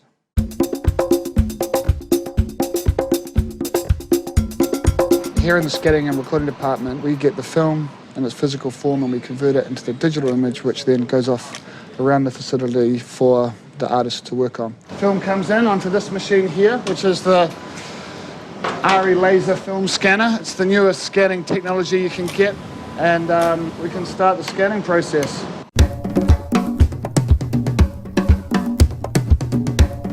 Once all the images are digital files, we are then in a position to use this technology to grade the pictures. What we use to grade the film is discrete luster. This software was pioneered on Lord of the Rings, so it's evolved and we're continuing to use that. It's a very powerful tool in making the film a little stylized, making it look more real. What we need to do is manipulate the images in terms of colour and density and shapes to create a mood and to make everything look like there's continuity. It's all shot at the same time. Knowing that the DI process, digital intermediate grading, is going to be involved in a project before I start photography, I definitely make allowances for when I'm actually shooting the film.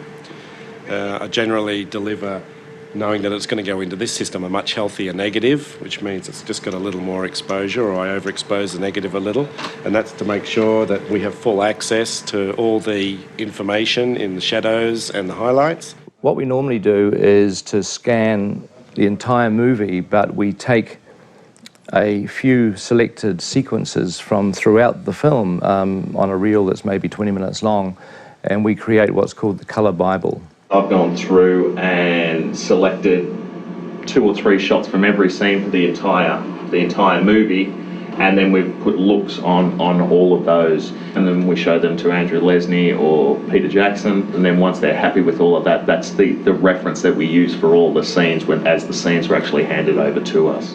So what we're doing is we're exploring opportunities. There's some stuff we look at, we think, well, is it possible to make it a little more realistic?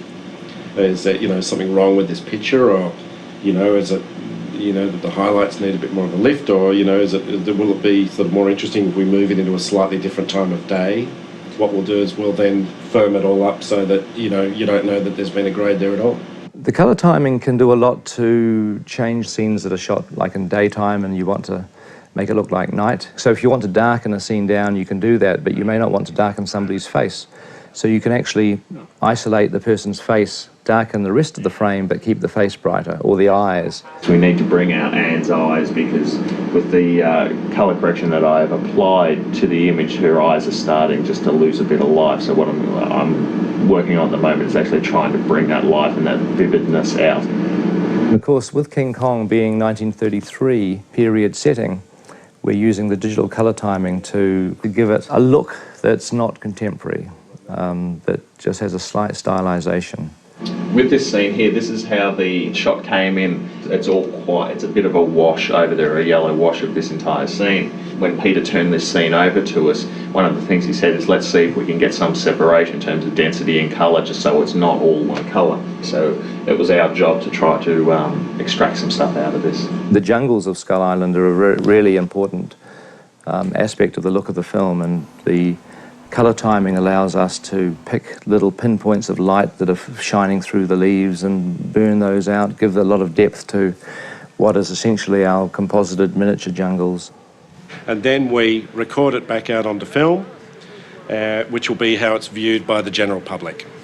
Colour actually affects the mood of the film. It affects the experience of watching the film, just as the sound effects can, or the visual effects, or the acting.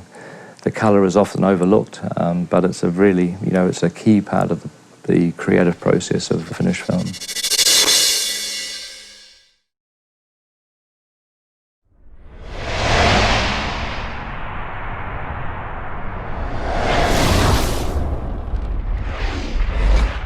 Kia ora, welcome to the motion capture stage. It's 11 weeks to go till the movie comes out, but only 5 or 6 weeks until Weta Digital has to get all its visual effects shots, so fingers crossed. This week we're looking at the way that we bring King-Kong to life, and there's 2 ways we do that. We do that with mocap and we do that with animation.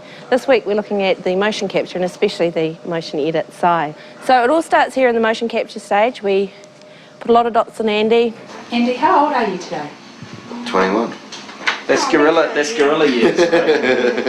Times like this, you really do wonder what you're doing with your life. Andy does a particular performance. We take the pattern of dots, which the motion capture cameras see. We can figure out where those markers are moving in 3D, and from that pattern we figure out what muscle groups in his face are moving. And in those muscle groups in his face, we have a mapping from those to King-Kong's face. And it turns out that humans and gorillas have quite a similar musculature.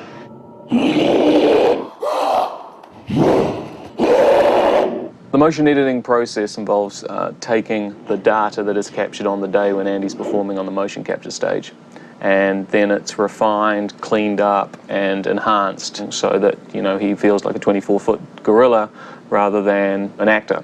And once the data of Andy is polished and looking good, we have to retarget it on Kong. A lot of the data that we get from motion capture, a lot of times it needs extra tweaks. They typically either need to polish the performance of Andy or change it, modify it. There is quite a few shots where they do require a bit of performance change, which we can handle, like they don't have to go straight into animation. And one of the neatest things about Mark software, which is the actual brain behind this whole thing, is that it analyzes Andy Serkis's performance. It looks at how his face is moving as human, and then translates that as to how it would work as a gorilla.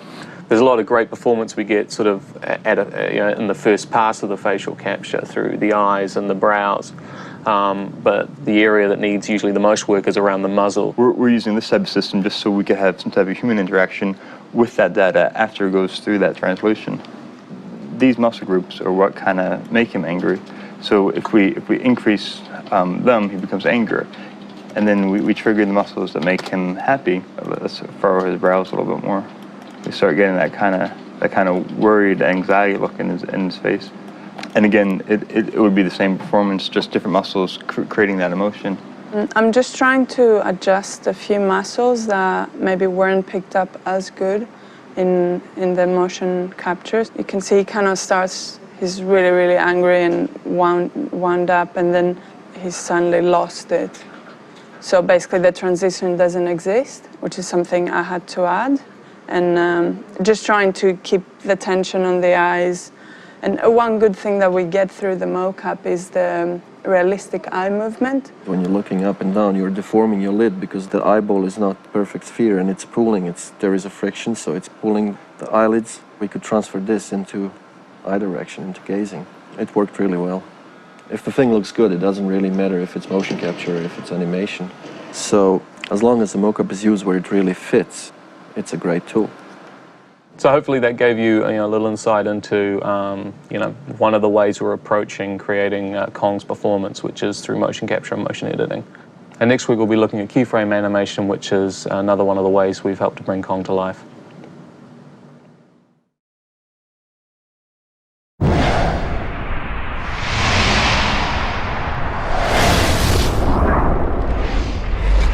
Following on from last week, we're going to look at the animation department, which is where a great deal of Kong has been brought to life for the screen. It's the 5th of October, and animation has actually 4 weeks left to deliver all the animation for the show. I think Carl Denham had an easier job trying to make his movie. On this production, just like on a lot of the big visual effects shows now, there's two main ways of getting your animation, mocap, which stands for motion capture, or keyframe animation. For Kong, there are a lot of aspects of his performance that were designed and created and explored on the mocap stage, but to actually bring him to the screen with the flexibility that we need to give Peter what he wants and the changes that he wants to make, a lot of Kong has been created through keyframe animation. I'm setting some keyframes right now. Use keyframe animation. You animate key poses of the animation that you're most interested in to start with. And that may be one pose every second. So you may work out this pose, and then this pose a second later. The computer can help me to work out what's going to happen in between. So by working out your different in-betweens between your key poses, you can work out forms and dynamic. And you can build your shot that way. Go change it. I will. I hope I get an approval tomorrow. The mocap is great because it's the performance that Pete wants, but the motion capture that they did can't really get every little, brow and nuance. So what the motion capture can't do, we can do by hand, which is the keyframing of the face, and give it some nice little subtleties. We look at ourselves in the mirror, looking for small subtleties and little muscles around the nose, like nose flaring. Less is more, and just creating something very subtle is probably the most difficult thing to do. So the simple things that you think you see on the screen are actually the hardest. An animator will therefore do a lot of technical stuff, but you know, we try and bring in a lot of performance stuff and physicalizing things and acting it out. Animators, we act out our shots whenever we're not sure about really the physicality and we want to get like inside the mind and inside the body of Kong. It makes it a lot easier to get your shot done and to get it done quickly. Cam here is going to be the Tyrannosaurus Rex. I'm going to play King Kong. Take a bite at hand? Yeah. All right. Peter's telling fantasy here. Yes, we want the power, we want the physics, we want the believability, but we want to be able to go to a more kind of a magical world, add a little spice into things. The thing is with dinosaurs is that nobody really knows how they're supposed to move, so you can take a few liberties there. And we do use reference for that. And the reference for a T-Rex, generally speaking, you know, you look at ostriches for leg movement, but I also like to go into the feline world. You can get their tails, you know, when they get angry or they, you know, sense something out there, they can have that focus, and then the tail starts to whip, and it becomes a part of the performance. And that's not going by any kind of paleontology. That's completely fantasizing it, but it makes it more powerful and it makes it stronger. I think a lot of the animators are being challenged more than they have before. The premiere is on the 4th of December, and everyone's here 7 days a week, cranking, trying to get it all done. It's been a lot of hard work, a lot of good hard work. I'm just trying to work out the physics of a gorilla. It's 25 foot tall, chasing a cab. What's a good animator? A good animator, nothing phases them.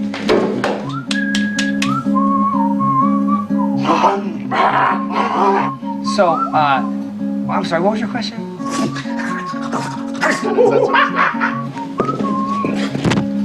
Back to work.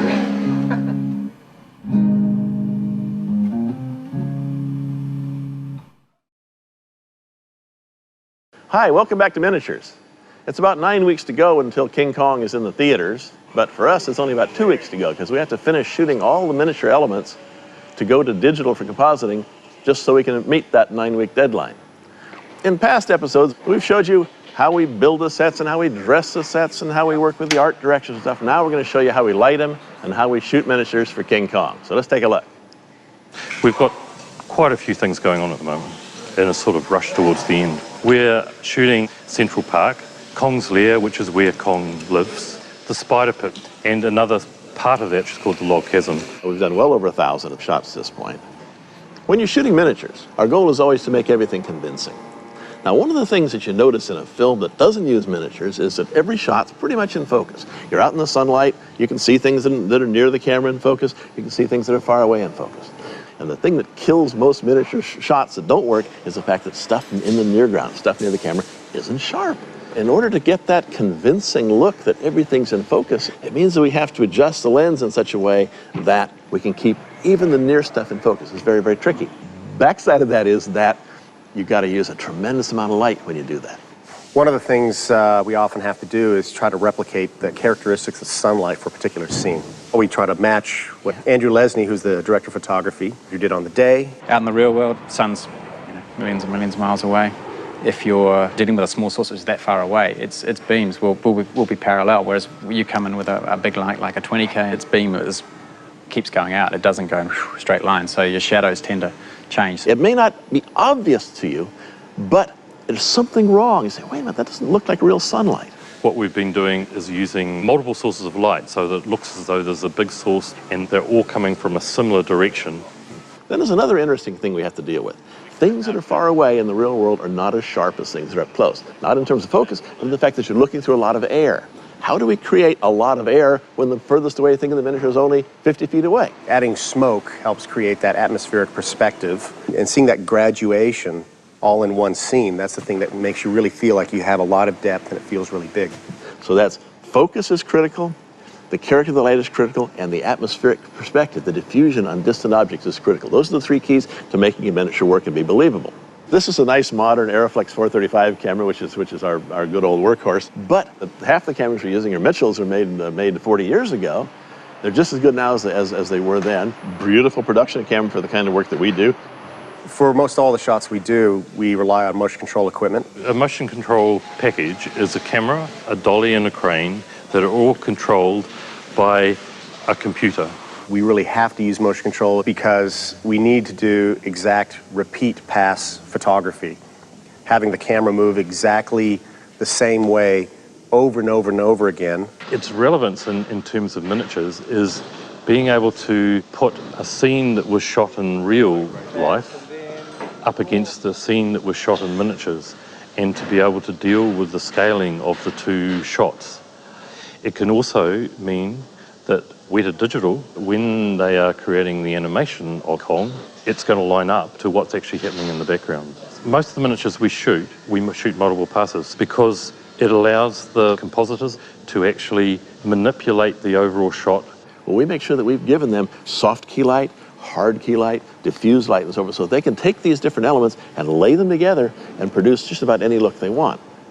On Rings, Pete had several units all over the North and South Island. But in this case, the entire film was done pretty much right here on the lot. So Pete's been using the miniature units as his location scenic units. I think it's daring and brave of Peter and to have that confidence in what we're doing to actually put that much of the movie entirely in a miniature environment. It's been a huge monumental task, but it gives Pete the ultimate control over creating Skull Island. So here we are, and it's 8 weeks to the release of the film, and this week we have a very special guest with us, two very special guests in actual fact. Have Bob Burns and his very special possession, the original King Kong. I've known Peter for quite a few years, and then Peter one day said, hey, how would you like to come over and see some of the shooting or whatever, and better yet, how would you like to have a cameo in the film? Here I am today, looking, well, better than I normally look, as a matter of fact. I don't usually dress this well. We've been married next year's 50 years, and our whole marriage has been fandom and enjoying movies and all the people who make them mostly. I can't tell you how exciting that is and what a wonderful life it's been because of it. And action!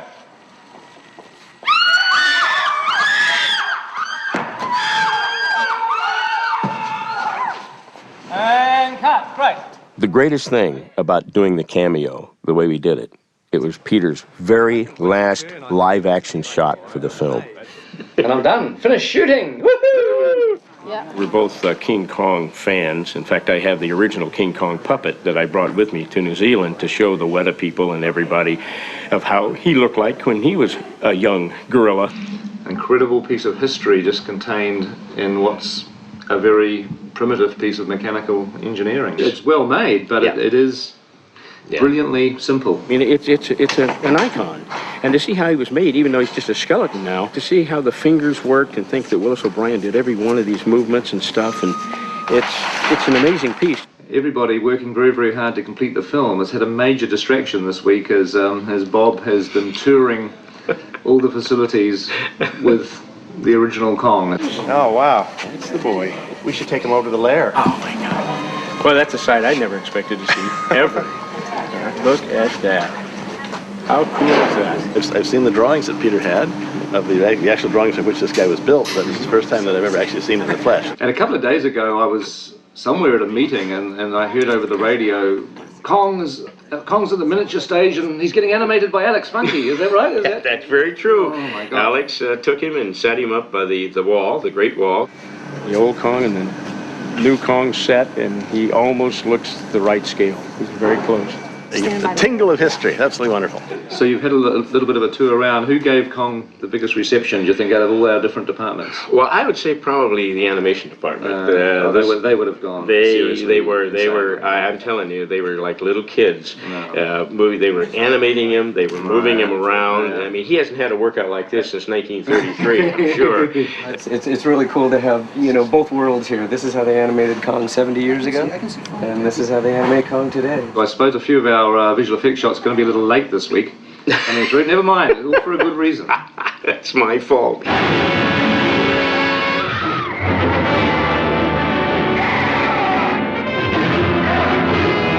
When I knew that we were getting a visit from the Eighth Wonder, I just something that I'd like to do.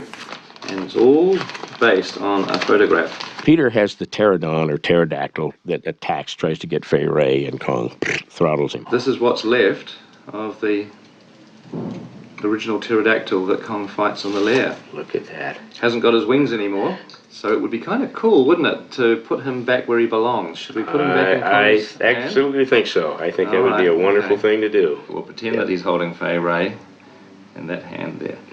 And now this shoulder is kind of out, and this elbow is down, and he's got his wrist is turned around. That's the interesting thing. Yeah. You're doing Willis O'Brien right now. Yeah. And now the pterodactyl's mouth is open, and it's trying to bite. Look, it's trying to bite Kong's arm. It is, yeah. He's There he goes. Step back, don't breathe. There we go. Wow. You talk about heart pounding. It's total magic. These two puppets, gone from each other for 72 years, all of a sudden they're back. You're about to see history being, I guess, remade, you might say that. This Kong is going to be reanimated after 70-something years, which has to be some sort of a record for a puppet being animated again. And what's going to be interesting about this, since he doesn't have the fur on him anymore and stuff, you're going to see how the skeletal structure actually moves. So you can imagine what it would be like without the fur and seeing him like this. And it's got to be absolutely incredible. Kong lives again.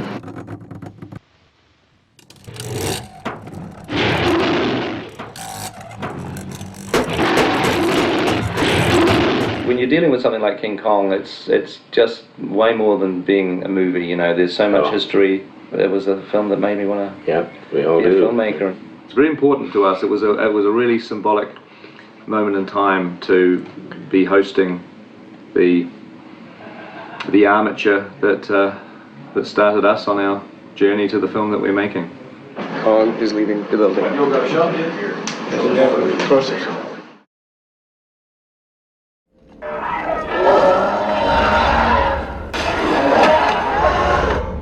Welcome. Here we are on the dubbing stage for King Kong. It's 7 weeks to go before you're going to see this incredible movie. And this is the last step before it gets processed and then attached to the film and arrives at the movie theater for you to enjoy. We are, this week, laser focused on dinosaurs. We've done a lot of Kong vocals, but this week we're spending time with the Brontosaurus, the Wetosaurs, and the T-Rex. Ultimately, we're building tracks that will carry forward to the final mix. The final mix is where we take the music, the sound effects, and the dialogue, and we combine them all down to create the final soundtrack. So basically, the way we have it divided up on these mixes is we have one sort of mixer that handles each one of those three areas. The dialogue is handled by Mike Semanek. Bring them over here! And the effects is handled by Chris Boyes. And for the music, we have Mike Hedges. My responsibilities are taking the score and putting it to the picture. And King Kong, it's a love story. And in that, it's full of emotion. The music is going to play such a huge part in this film. Been focusing on getting reels 1, 2, and 3 in shape for the final mix. I mixed the production sound, the dialogue that was recorded on the set, as well as the ADR, which is dialogue replacement, and make it sound natural. My apologies for not being able to offer you a cabin. Have you found an enclosure to your taste? Dialogue is really the driving force between a lot of the volumes in films, and one of the things I do hate is like trying to force the dialogue up over things unnaturally, and I have to know how loud the music's going to be against the sound effects, where to place the dialogue. I'm going to set the dialogue at a level that's comfortable for audience members to listen to, and they have to wrap around it. In scenes where there is no dialogue, they can take it away, you know. Then I'm next door over here cooking up a whole brew of sounds that's going to plow right over his dialogue. And on the day, I'll have to figure out how to get out of the way. Literally, I have hundreds of tracks going, and then there'll be the 6 tracks of music that I've got to figure out how to dodge and weave and kind of weave myself into it in such a way that I'm not stepping on the music, I'm not stepping on the dialogue. And then, of course, we'll have the times where Peter will say, you know what? We need the sound effects to drive this scene. And the music will have to completely get out of the way or just, you know, sort of play a thread underneath. And so it's kind of a give and take all day long, frame by frame, scene by scene. Gonna have the ship's engines all over the dialogue. Seagulls. Camera noise, wind. Christ knows what else. I don't care, Mike. You're the sound recordist. Make it work. We have to be very careful about picking our moments of rocking and picking our moments of subtlety. That's always on the forefront of our agenda, is to make this exciting and compelling to the audience. You don't want to walk out of King Kong and go, oh yeah, that was okay. You want to come out of King Kong and go, man, that was fantastic, that rocked my world. You're going to want to see it 3 or 4 times just because you miss bits and pieces, because you're probably hiding, as my wife will be.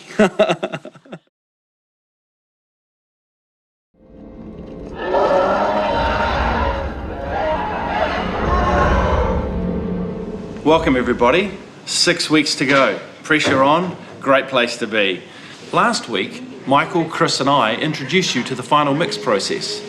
Today we'd like to show you the mixing console and a few of the tricks of the trade that we do as mixers to produce the soundtrack that will be King Kong. Today we're putting in the freshly scored music, putting just the finishing touches on reel 2. What we have here is a film mixing console. Ethan Van der Onder will build with his crew this wonderful palette of sounds. And then they'll bring all those sounds down here, and that's when I will sit at the console and I'll take all these tracks that they've edited and I will start playing with all the tools that I have. She's standing at the railing. She doesn't know it yet, but they are sailing towards disaster. People go, wow, look at all these knobs and buttons. Yeah, but you know what? It's only one strip here. They're all the same. It's just duplicated. So once you learn one, you know them all.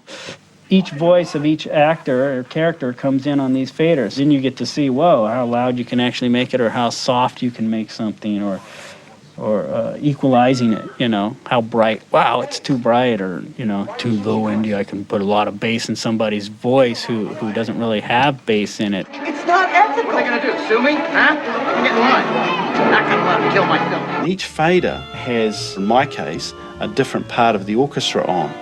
And in that, we will have the percussion split off. So if Peter wants to have a different feel for any given reason, we'll be able to pull the orchestra down, which is the strings and the cellos, and raise the percussion, the drums, the timps, all of the exciting elements.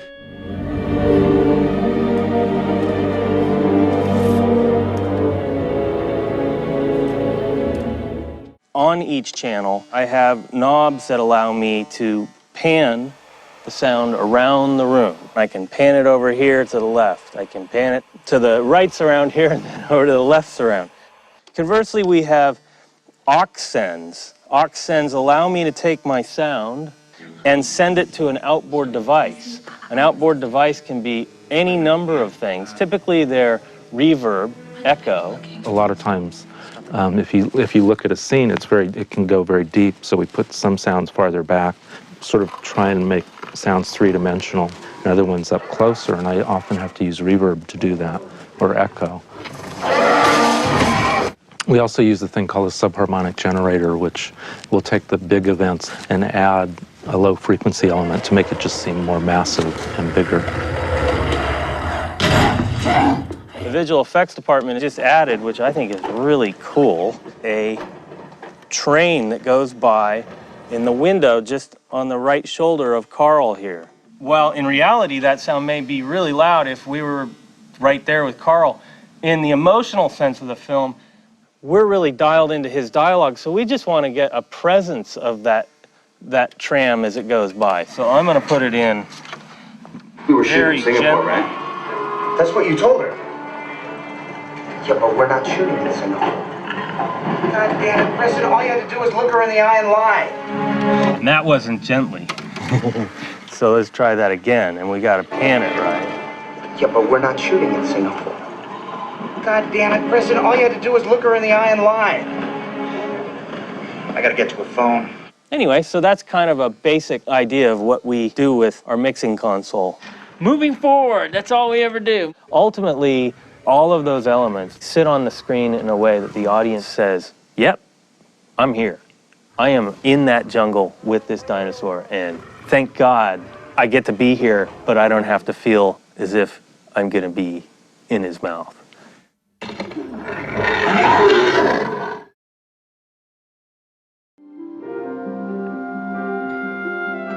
Hi, it's James here, and we're in my studio. And here in Los Angeles, this is where I write and do all the mock-ups of all my scores, and especially the score to King Kong, which we have. I think we're 5 weeks away from the release, and we've recorded about an hour and a half of music, about an hour and 10 minutes to go, and things are going well, and I have an unbelievable amount of work to do, and I'm having a ball.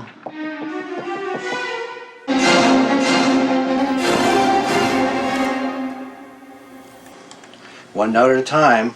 James pretty much comes in the morning, locks himself in his control room, and just writes from about 9 a.m. to about 2 to 3, depending on a.m., not p.m. It's this sort of a...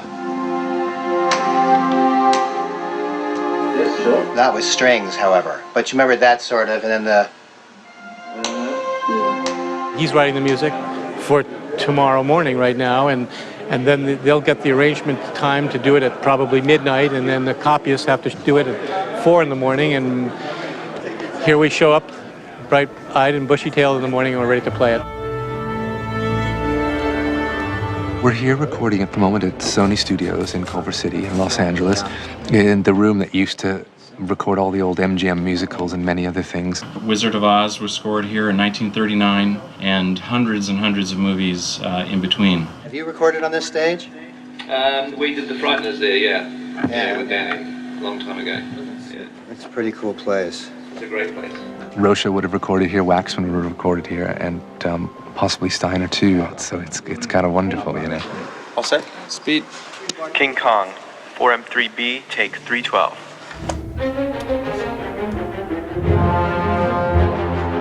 You know, right now there's so many movies going on in LA, it's hard to find stages, so we're just kind of having to take what's available. So we're going here for 5 days, going to Tadeo for another 3 days, and going up to Fox for another 4 or 5 days, just because those are the 3 really big rooms, and fit 108 people in the room and get the kind of sound we need. We record the orchestra in the morning and the afternoon, and then when they go home, a choir comes in. I was a King Kong fanatic as a kid, so I had a tremendous amount of feeling for the idea of this movie. It's enormous, it's very big. Right. It's also very, there are places where it's incredibly small and vulnerable and delicate and quiet. Well, you know, the first cue that James wrote actually was we call Kong appears. It's right after Anne has been lowered down and Kong comes out of the fog. That was the first cue he wrote. I mean, it really did. It set the tone. It was a beautiful, beautiful sequence, you know. He wrote the first 3 reels, which are pretty much done now. Then he jumped to reel 9 to write the finale of the movie, because there were themes in the finale that he wanted to suss out that can be reprised earlier in the film. I normally write 2 minutes a day is my normal goal, but since we were on this for about 5 weeks, I'm writing a lot. He's got to get up to 2 hours, 48 minutes of music done. When we come back in at 41, it needs to be faster. Okay. It's an incredibly condensed schedule. We're doing what normally would take 4 to 5 months in 5 weeks. By the way, bravo. Beautiful sound. That was just great. I'll tell you one thing that's not coming up, sleep. I've been working on it for about 11 days, and I've been averaging about 3.5 or 4 hours of sleep a night, So these are long days. I don't think I've ever worked so hard in my life. Don't worry, you do have a couple more weeks. I'm not there yet. There's still a lot of the more massive, giant, action stuff from the middle of the film yet to do, and that's what the next week will entail. At the moment, it's all working perfectly, and everything's coming down on schedule and going into the mix as planned. Whether that's still true in a week or so, we shall see.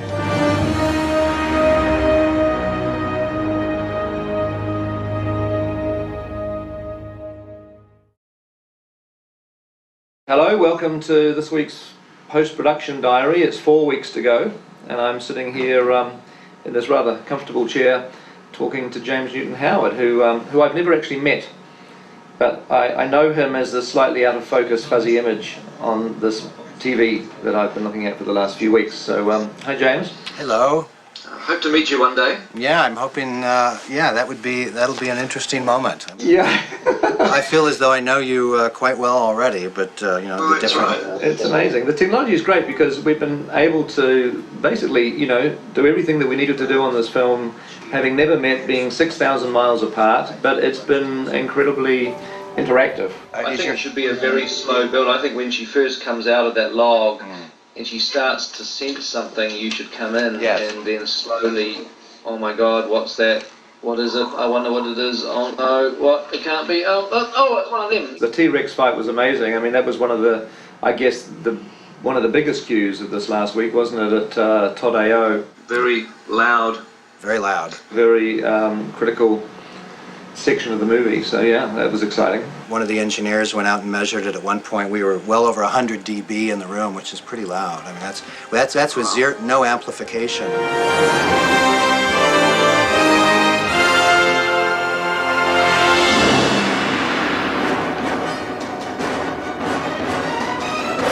We're at Todd in Studio City, California, near Burbank. This is the old CBS Radford studio, and we're here with LA's finest, moving incredibly quickly through a lot of music. And the orchestra, they just constantly amaze me. You'd think it would take them a day or two to learn a piece this complicated. They pick it up so fast. And yeah, like I said before, it's possible that there's a cue being played that literally 24 hours ago it didn't exist even in James's studio. Then we go from here to Fox, which is back in Los Angeles near Culver City. We're going to go there for the last of the 4 days. Plus we have one session at Warner Brothers in Burbank, and I think we have a small session in Burbank at O'Henry. Right. So we should get a bus with an ape on top, call it the King Kong Roadshows. After we've recorded the music and gotten edited on the stage, it gets sent over to Alan Meyerson, who is one of the two mixers on this project. And my job is really to polish it and make sure that it is as much as it can be, it's as exciting as it can be. And they'll start mixing, sometimes mixing all the way through till the next morning. Since they've gotten those mixes done, they can upload them to New Zealand, so when New Zealand wakes up, they've got a set of mixes ready to go. Normally, the score is pre-recorded before we even start final mixing. Because we're on such a tight time pressure at the moment, the synthesized mock-ups are coming in thick and fast, as well as the actual recorded material. And as we've got mock-ups, we've sometimes put the mock-ups into our mix so that the sound mixing can continue. Firstly with the mock-ups, and then as the orchestral music is recorded, it gets swapped out and any tweaks happen to the mix. What music tracks were not the real ones? Obviously the stuff at the end and the corridor and the deck. And the whole dock through her getting onto the boat. Yeah. They were starting their final mix the day that we started writing music. So the pressure was on right away. Well, this is kind of our King Kong war board. Anything with a blue check mark on it is a really good sign. That's been recorded, approved, and sent. So if you look at how many blue check marks we've got compared to how many spaces we've got left, we're doing pretty well. Wow. Is that the scores from today? Most of these reels are essentially wall-to-wall music, and this is no exception.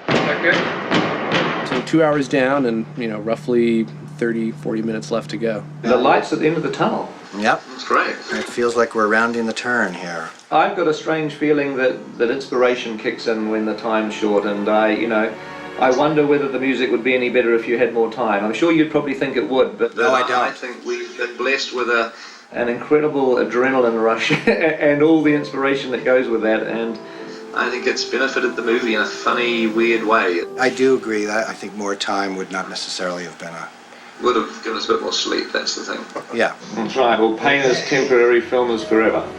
Indeed.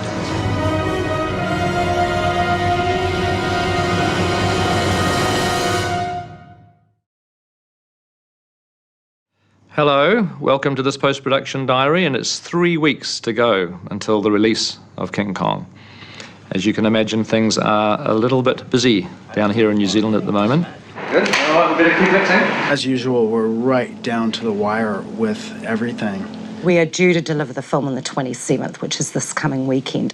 We're so close to the deadlines of when the studio needs to start making prints that we're having to deliver the movie one reel at a time. The final King Kong will be 9 of those. 35mm, duration of that on the screen is about 20 minutes. Now, within that 20-minute reel, of course, there is a lot of CG shots, and Weta are in the process of this week delivering their final shots on the film. The shots that are left to go are predominantly the ones that were handed over last or are the most difficult in the film. The Bronto sequence finished up today. The pit sequence with all the bugs finished up today.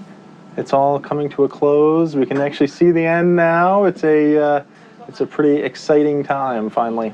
We have 4 or 5 days to the end. Thank God. I think it's something like 3,000 effect shots in the film, which is pretty high given that it's, normal effects films closer to 2,000. We're just cleaning everything up. We have 142 shots left, which is nothing.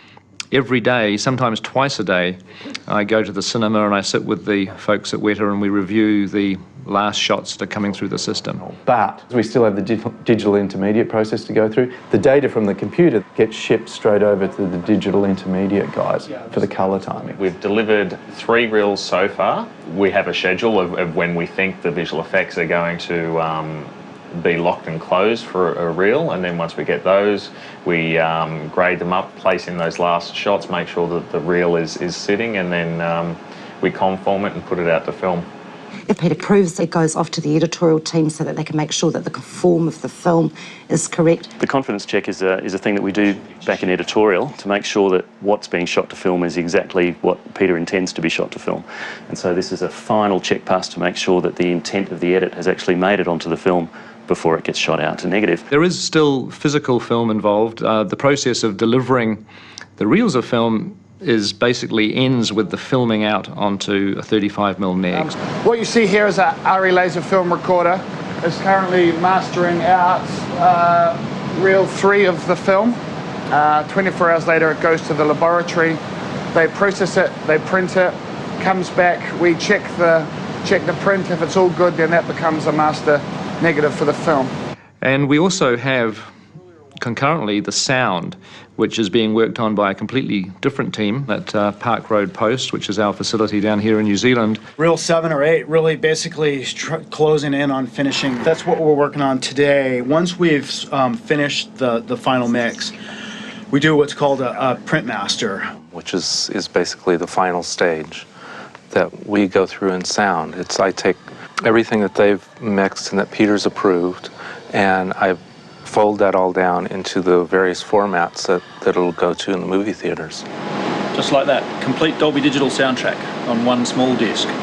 All the actual sound elements are being sent digitally over the internet to the labs. It's pretty amazing that we're so far away and the sound can end up being there in a couple hours.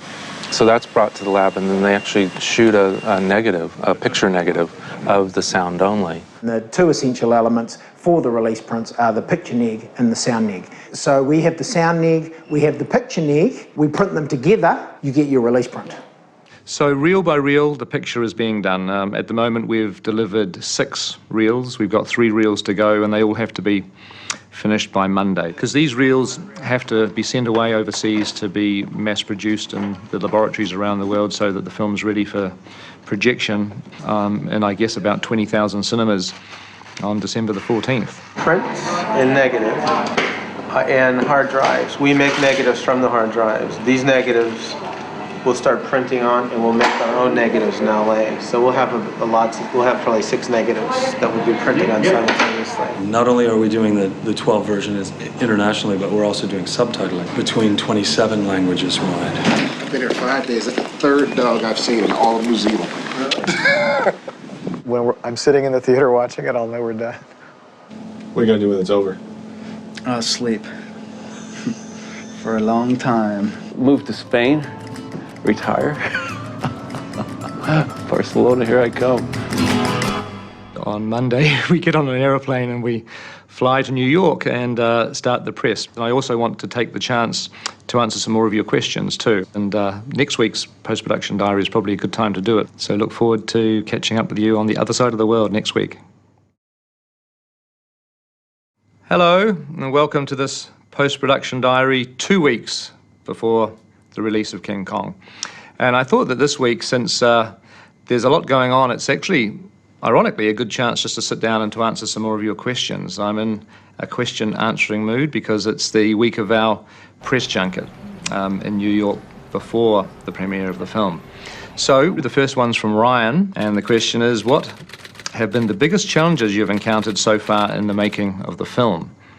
That's an interesting question. I think the thing that surprised us all was the length of the film. I mean, the film is what it is. I'm very proud of it. Obviously, the longer the film is, the more visual effects shots there are, the more music there is needed, the greater the post-production, the more complicated the film. Coming out of Lord of the Rings, I, for some reason, didn't quite expect it to be quite as complex as it did turn out to be. So that has certainly been one of the practical challenges. The artistic challenge, if you like, has been the creation of King-Kong himself, bringing a completely digital gorilla to life in a way that you just relate and buy into his character. And obviously all of you are going to be able to judge for yourselves whether or not we've succeeded, but it has been a real tough job to do. Deborah has sent in a question.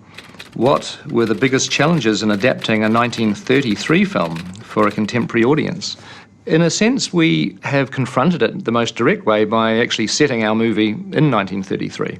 You know, we haven't attempted to update the film, but of course, you know, we are filmmakers in 2005, so obviously the world is a very different place and the technology is very different to 1933, but there's a lot about the original King-Kong which I love because it was made in 1933 and it was made as a contemporary film at the time, but we've made our film as a period movie, but I really wanted to embrace that 1933 time period.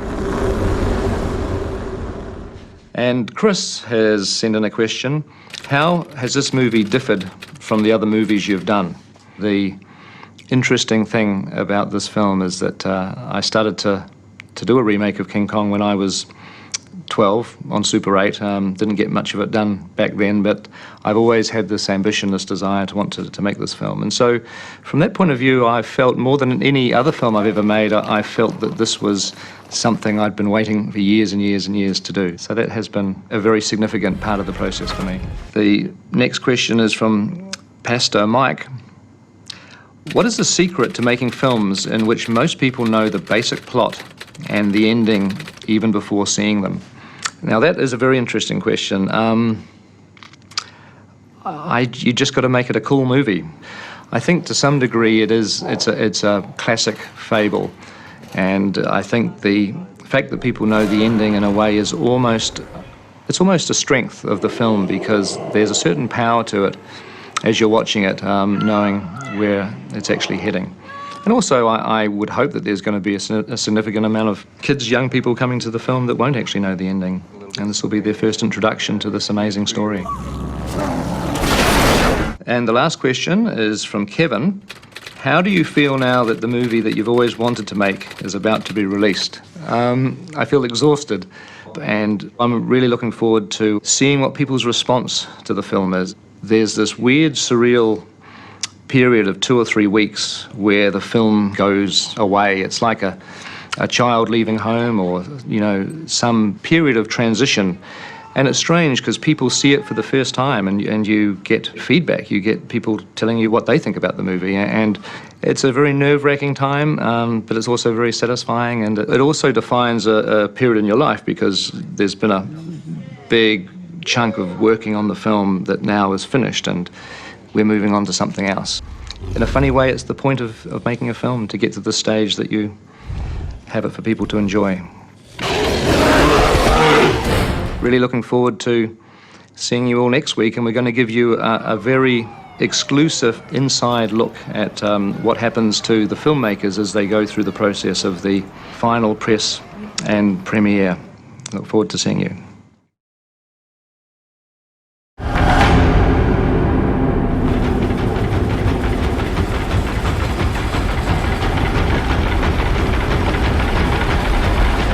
Well, welcome to this week's post-production diary. It's 1 week to go until the release of the film, and we're here in Times Square. Times Square, New York City!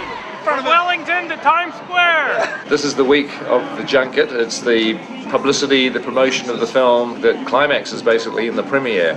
We're here for what we call the worldwide junket. We're having 2 days of domestic press and 2 days of international press. I think it does no harm to remake a film that was made in 1933, because the original is a classic and will always be. What's this?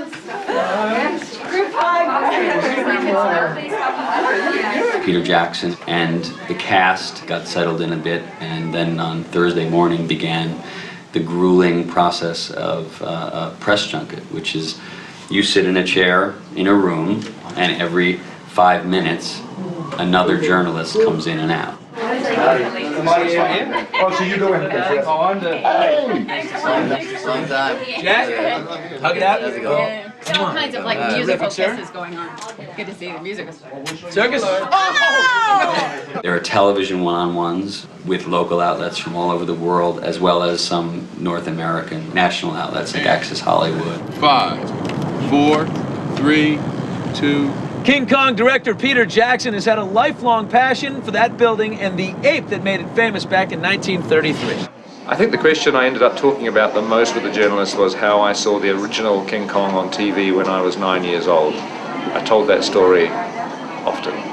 Oh, I sobbed when I saw the first film. I was 9 years old. Well, I can relate back to when I was a 9-year-old seeing it. I mean, when I saw the original when I was 9, I cried. That was a scene that stuck in my head ever since I saw Kong when I was 9 years old.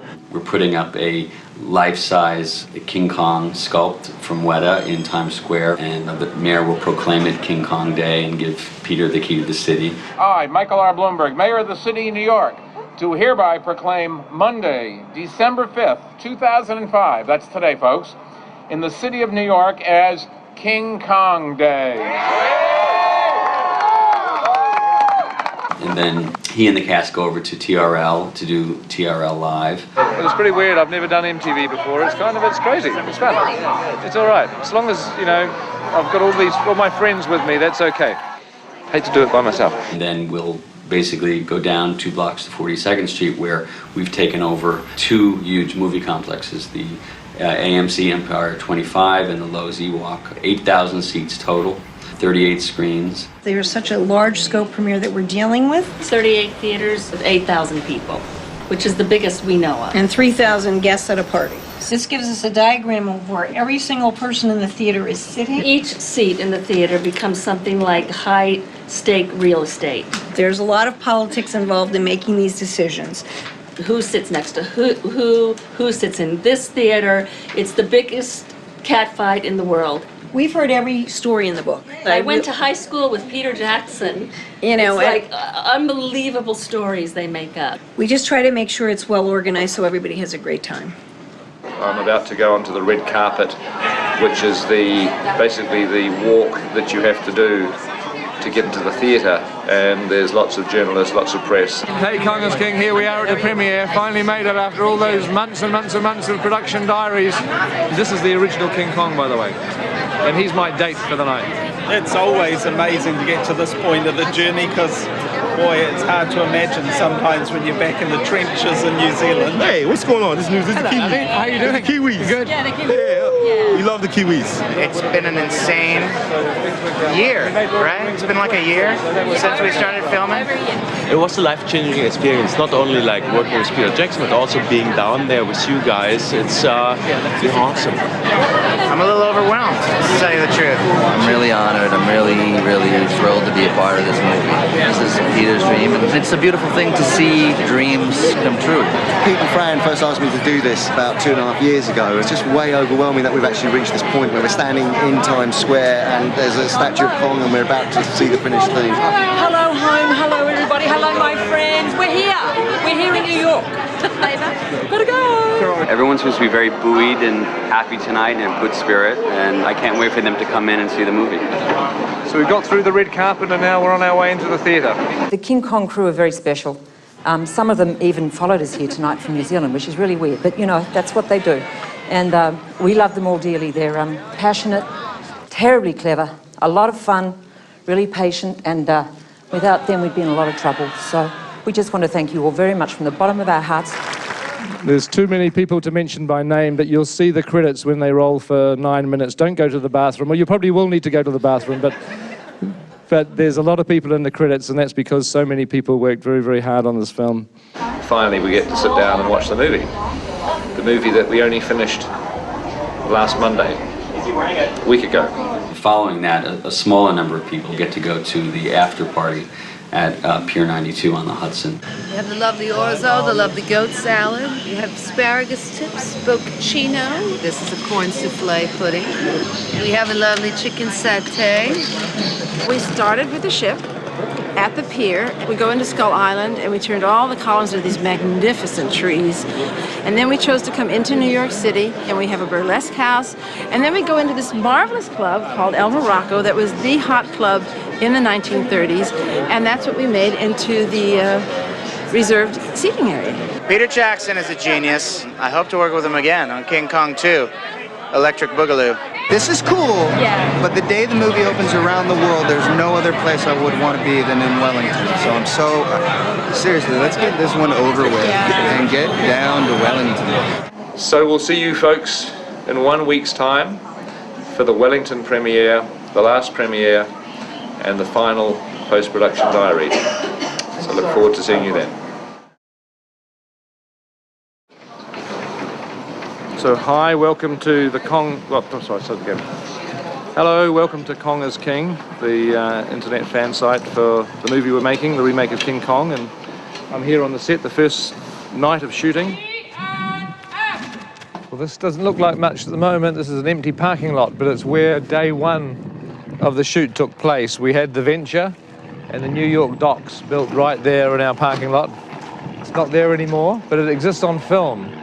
And obviously, finally, it's a film that you can get to see after all these months and months of production diaries. So we're on day 16, day 20, day 27, day 36, day 40, day 51, day 66. Welcome to day 77, day 85. So today it's day 100.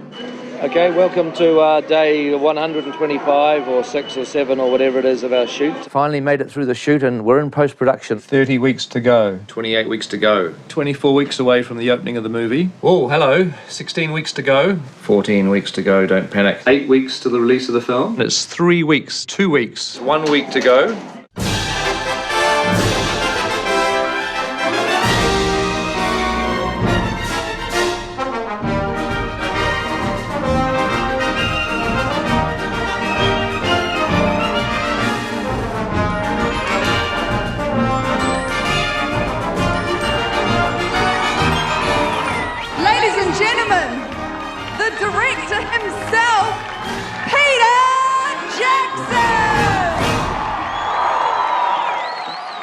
Well, it's fantastic. I mean, this is where it was made, so a huge number of people here helped, thousands of people, so it's great to be back in the hometown. And as far as premieres go, Wellington does it the best. You can't get much better than this, can you? Yeah, well, it's certainly a lot warmer than New York. It's not like in the Northern Hemisphere where it's snow everywhere. It's great to be in hometown, though. We're getting some sleep now, so it's all good. We had absolutely nothing to do with the production of this film. No, that's right. No, we're happy We're just here for the carpet. Wow, it's the red carpet. It's the final frontier. We made it. Yeah, it's good. And also, we have another sensational star. You guys are never far, are you? Hey, we're off. We're going on our holidays now. Tomorrow morning we're flying to the South Island. It's over. Oh, I'm heading down to South Island. Yeah. A few boats down there. Yeah, Barcelona after this. Yeah, we'll get on a plane right after the movie. They wanted me out of here tomorrow morning, and I'm not going. I'm gonna stay another day. It's been incredible. I want to thank Weta Digital crew, to be honest, because they did the most amazing job. It was worth the blood, sweat and tears. It really was. Every moment of it. It's absolutely worth it. Oh, thank God it's done. Oh, it's finished. Enjoy the film. We're sure as heck glad it's over. Woohoo! Gosh, what a tough 2 years, but what an amazing 2 years. Yeah. To have that result is unbelievable. Yeah. But it made all the more amazing because we're with Weta's biggest fan right here. She even sent us a beautiful sign. Look at that. Wetter. Look at that. Wetter. Fantastic. This is just fantastic to have such a great welcome. Thank you very much, Kerry and Trevor, and all the people that have gone to this extreme effort to make the day a great party day. Thank you so much. King-Kong is very much a Wellington film. We're just doing the very last production now. The last one? How have you lasted so long? You've been the bane of my life. I hope you guys have enjoyed this experience so far with the web diaries and all that stuff. It's been really cool. You know, it's been an amazing thing to be a part of that process, and the fact that Pete shared so much of it. Guys, you've stuck it out, and you've seen how it's made, how it's all put together, how everything works, all the little mechanics of the big movie that it is. Now just go and see it and have some fun.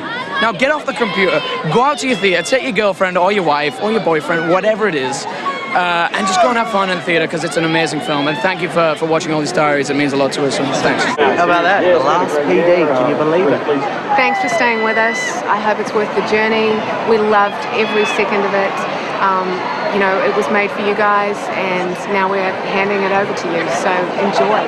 Happy holidays, everyone. Thanks for watching all of these. It's been a great record of the whole process, and boy, just can't wait to see the film now. This is the last one. Wow. Hey, happy holidays from all of us here on the carpet. We're going to go in there and finally see what all of this is kind of amounted to.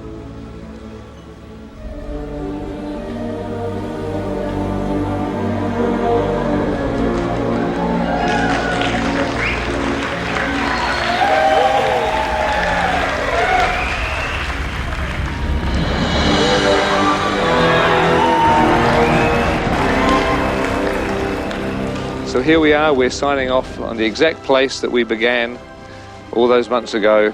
I want to just thank you, everybody at Kong is King, Michael, Regina, all the fans, everybody who's been looking at these production diaries over the past 18 months or so. You'll see a few things in the production diaries that didn't make it to the final cut. So who knows, there might be a DVD in the future. This may not be the last time we'll be talking to each other. It's been an experiment, I hope you've enjoyed it. It's been fun for us, and I hope you enjoy the finished result. So thank you very much, and I'll say goodbye.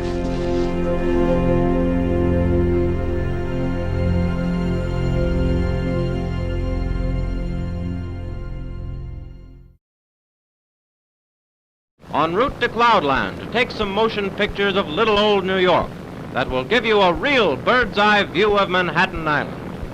Flying at about 1,000 feet, the skyscrapers still rise pretty high. But as we pass over lower Manhattan and swoop out across New York Bay, our plane starts climbing. Miss Liberty waves farewell. We sit in King-Kong in the 1930s, but we're making it a very realistic 1930s. It's an amazing period of history. It's the darkest year of the Depression, and New York was going through this incredible period of construction. The Empire State Building had just been built, and vaudeville was in its dying days, and all of these things were touched upon in the movie. We had to create a New York that no longer exists, that hasn't existed for many, many decades.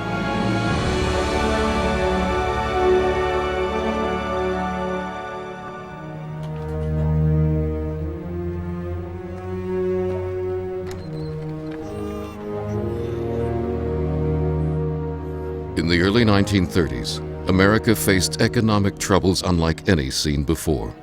The boom of the 1920s had been built on weak foundations.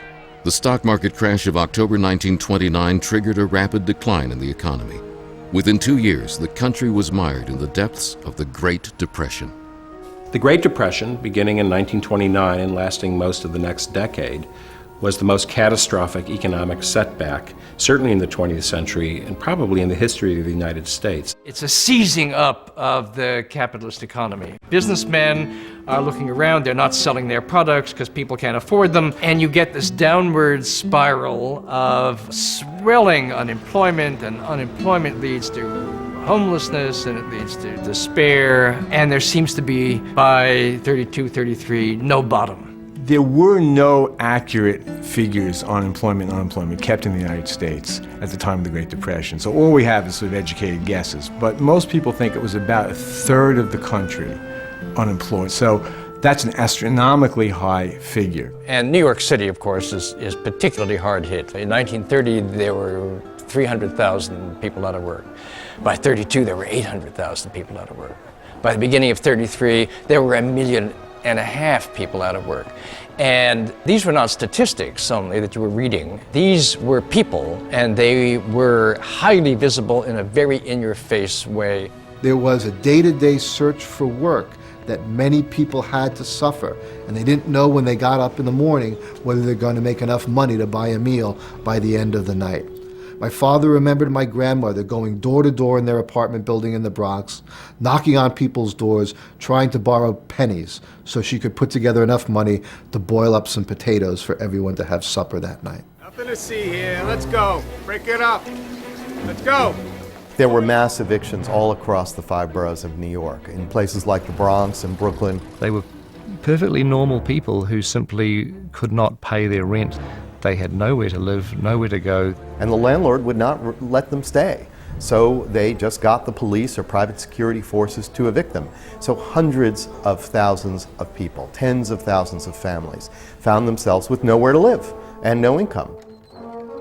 All over the country, including in New York, as people lost their homes, they needed to live someplace. And you got shanty towns. And in a kind of derisive naming of them, they were often called Hoovervilles. Mocking the president, Herbert Hoover, because he seemed unable to do anything to stop the Depression. The worst, most primitive shanty towns you could ever imagine seeing anywhere in the world today, they existed in New York. Those places tended to be in the parks, and they tended to be along the waterfront, which was really just kind of industrial areas, warehouses, very often refuse dumps, literally garbage dumps. Hoovervilles could be found in many parts of the city. I think the one that got the most attention was the one that grew up in Central Park. And there you had the Hooverville, this town of shanties spreading through Central Park, right next to Fifth Avenue. And the people who lived in the glittering apartment houses of Fifth Avenue could look out of their windows into this scene of horrible, horrible deprivation and privation.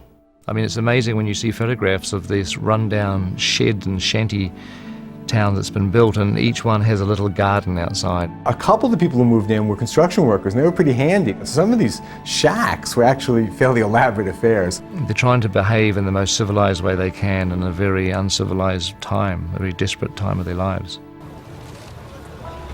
Unemployment was brutal to people in the early years of the Depression because there was no safety net for them to fall back on. Well, had been in America really not a great tradition of relief. That was a kind of a foreign idea to the United States. But the Great Depression was so unprecedented a disaster that even in America we had to do something. People's suffering led to the formation of private and city-run bread lines and soup kitchens. Soup kitchens had thousands of people who lined up. So this was very widespread, and by the way, it very quickly bankrupted these charities. So they had a hard time continuing to operate these, and many of them closed. The soup kitchen lines are an incredible mix of people who are not just homeless and down on their luck and poor, but actually regular Joes in their suits who've probably been out pounding the pavements looking for work, can't find work, and haven't eaten because they just don't have any money. There were a lot of political responses to the Great Depression, inevitably, and radicalism in particular had this great upsurge. A lot of people felt the solution was in socialist or communist solutions, and there were great riots and parades and demonstrations of all kinds, and very often turning into melees because they were being put down by the police, who were very conservative, did not like to see these kind of attacks, as they saw it, on the American way of life.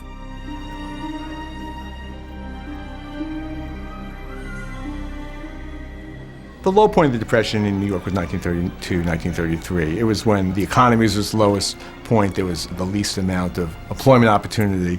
But beyond that, the initial efforts at providing some relief and help for those facing these kinds of crises were beginning to fail. There was still little sign of concrete relief for ordinary working people. People still felt bleak, insecure.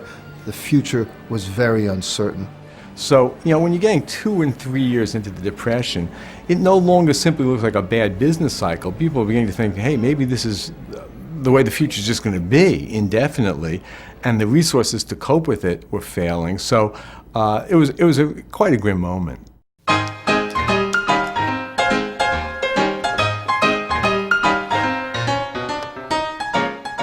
Ann Darrow is a vaudeville actress in New York.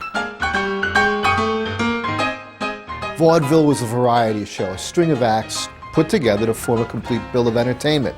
It emerged in the 1880s, and from the 1880s through the 1920s, it was the most popular form of theater in America. These people, these vaudevillians, they would put their heart and soul into everything, blood, sweat, and tears. And, you know, we do as actors today, but we get paid. These guys, they were going back to the dormitory at the end of the day and the soup line, and they did it because they loved it. Vaudeville was great because it tapped the energy of thousands of street corner wise guys, acrobats, and dancers who grew up all over New York, and young men and women who grew up in small towns across America and wanted to be big and knew that to be big in vaudeville, they had to be big in New York and play the Palace. Oh my, he is making eyes of me. With the influx of, especially in New York, of immigrants, you saw the rise of an extraordinary melting pot of different performance styles. There might be an act with trick dogs. You can enjoy that if you're an immigrant in the year 1900, whether or not you speak English. These weren't highfalutin shows, this wasn't Broadway, but the talent in some of these places was extraordinary. It could be a mix of Chinese opera singers to Jewish comedians to Italian tap dancers, believe it or not, Italian tap dancers. There was a man called Eugene Sandow, and he was a muscle man, and he would appear on stage doing poses as a classical statue. Well, this was basically a beefcake show for proper middle-class women who were shopping in downtown New York in the middle of the day, and with all honesty, go home and say, well, I watched a show on physical culture at the Vaudeville House today. There was a guy who was legend for his sneezes, which we've sort of incorporated into the film. Or it could be something as strange as regurgitation. That's one of my favorites. People who could regurgitate anything. So they could drink a glass of water, then drink some kerosene and start a fire and then regurgitate the water and put the fire out. It was amazing. I really wish I could have seen some of this stuff. Some people became incredibly famous who came up through vaudeville, like James Cagney and Jimmy Durante and Buster Keaton. Bob Hope, George Burns, Eddie Cantor. Her poor father, he died of throat trouble. They hung him. They learned how to appeal to an audience, they learned how to tell jokes that caught the temper of the times, and they brought those skills from the vaudeville stage into television, into radio, into film, and it made them much better performers. Ironically, one of the reasons vaudeville in 1933 was starting to peter out was the rise of movies, and sound had been introduced with Al Jolson and the Jazz Singer. A lot of theatres were getting converted, especially in New York, from vaudeville theatres, the great playhouses, into moving picture theatres. The larger salaries demanded by entertainers with the advent of radio and pictures had much to do with the slow but steady collapse. New York Times, October 16th, 1932. When the Depression came, it really kicked the legs out from underneath vaudeville. You hear about how in Depression era or whenever there's a recession that the one thing that always stays strong is entertainment, and that you know, the actors are all working and everything's fine. Not true. Not all the actors were doing fine. A lot of them couldn't find work like everybody else. A lot of companies that had been established and been performing together for many, many years were being shut down and were basically disbanding.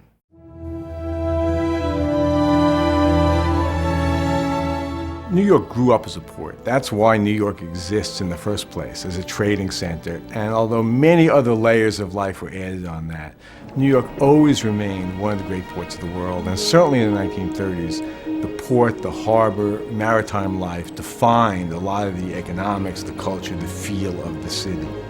It built its greatness as a seaport on its natural advantages.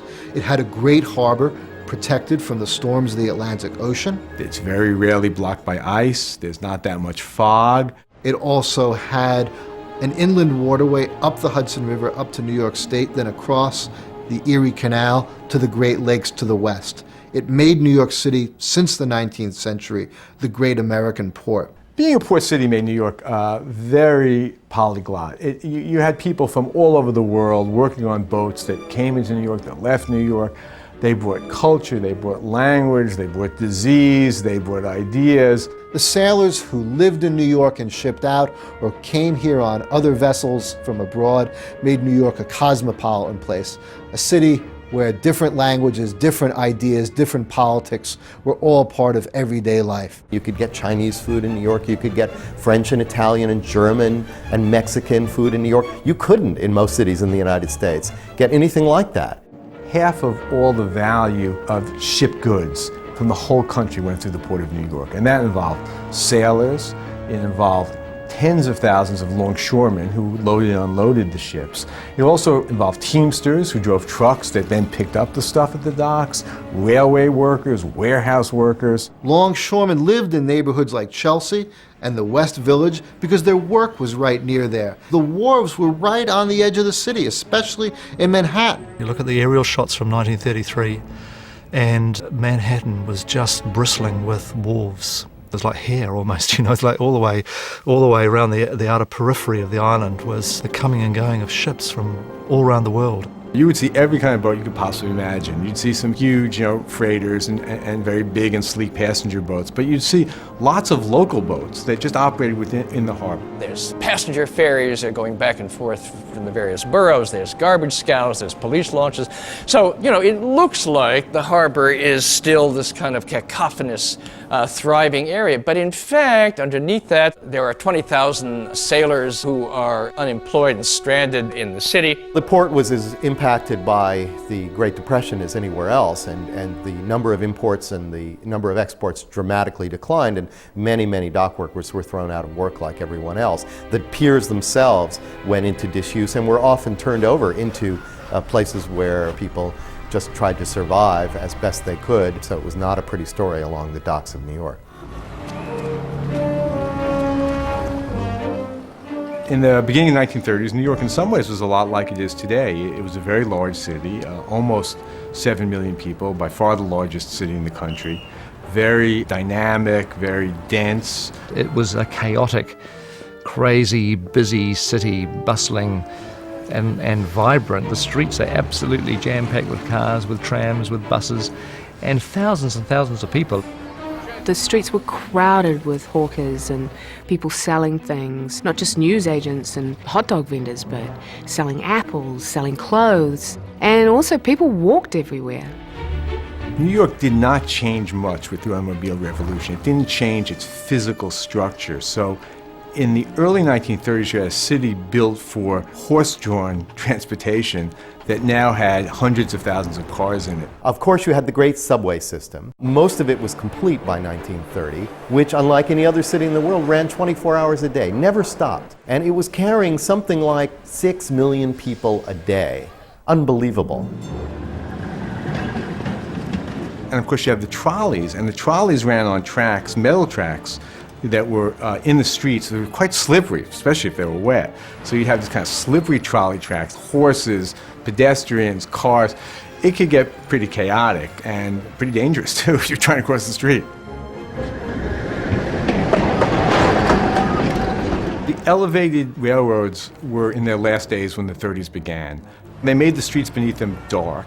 They were kind of noisy, so real estate values were much lower on the avenues that had these L's, and people were more reluctant to build new buildings in them. And then once the subway system began expanding, they became somewhat redundant, so the decision was made to take most of them down.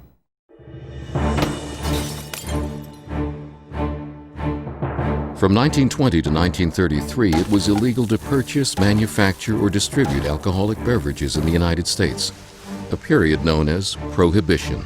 It was part of the Depression-era landscape for sure, and we have one of the sequences at the beginning of the movie where the police are busting up a illegal still. There's also Carl Denham gets a box of whiskey to take on his trip, and it's labelled lemonade. So there is just as a little hint that you would know that Prohibition was taking place. Quite remarkably, in 1919, the American people decided that they wanted to outlaw liquor, and the 18th Amendment to the Constitution, the Prohibition Amendment, went into effect. During the 1920s, there was a great schism in the United States. You might say it was kind of the red state, blue state schism that we have today, except in those days it was what was called the wets versus the dries. And the dries believed in prohibition. They believed that selling alcohol was immoral and should be illegal, and they won. They thought that if you passed this one all-purpose reform, it would wipe out crime, it would lift the morals, the standards of the country, and also, honestly, there were a lot of people in the countryside who saw this as an attack on the big cities, and particularly the immigrant culture of places like New York City. Within hours of the passing of the law, the first speakeasies began to arise. And they were basically illegal bars where you could buy a drink until the police came and tried to shut it down. And then the speakeasy would open in another location a little while later, or they'd buy the police off. The police commissioner, Grover Whalen, in 1927 or 28, estimated that there were 32,000 speakeasies operating in the city of New York. And thus a whole system of corruption and law-breaking. People who had previously been law-abiding suddenly became lawbreakers because everybody wanted to drink. The problem was that while law enforcement, which was, bribed to colossal levels, was pretty ineffective at sort of curtailing this, there were a lot of breakdowns and struggles over market share between rival gangster groups, but they didn't negotiate with salesman sessions, they did it with Thompson submachine guns. While these newly wealthy big city gangsters supported prohibition, arrayed against them were a variety of wets, led by New York Governor Al Smith. And when Governor Smith ran in 1928 for president, he ran on a platform that was to repeal prohibition. And that was one of the things he was attacked for across in the sort of farm belt states of America. This evil guy from New York State and New York City who was going to bring back those evil bars and, nightclubs and liquor and so forth. Smith was resoundingly beaten by Herbert Hoover in 1928, but Prohibition's days were numbered. By the spring of 1933, Congress allowed for the sale of 3.2% beer. On April 6, 1933, when the Budweiser truck pulled up in front of the Empire State Building, pulled by large, gorgeous Clydesdale horses, there to greet the first case of beer in New York was Al Smith, the man who really had done more than anybody else to bring about the end of Prohibition. I got a real thrill when I saw the 6 big horses coming along with the wagon load of beer. The only regret I have is that it isn't all for me. And finally, with the ratification of the 21st Amendment, Prohibition was over. On December 5th, 1933, America could celebrate with a drink when the 36th state, Utah, adopted the 21st Amendment repealing Prohibition. The end of Prohibition, oddly enough, happens during our film as well, although it's not on camera. So you may see some liquor advertising, in the end of the film that wasn't there at the beginning.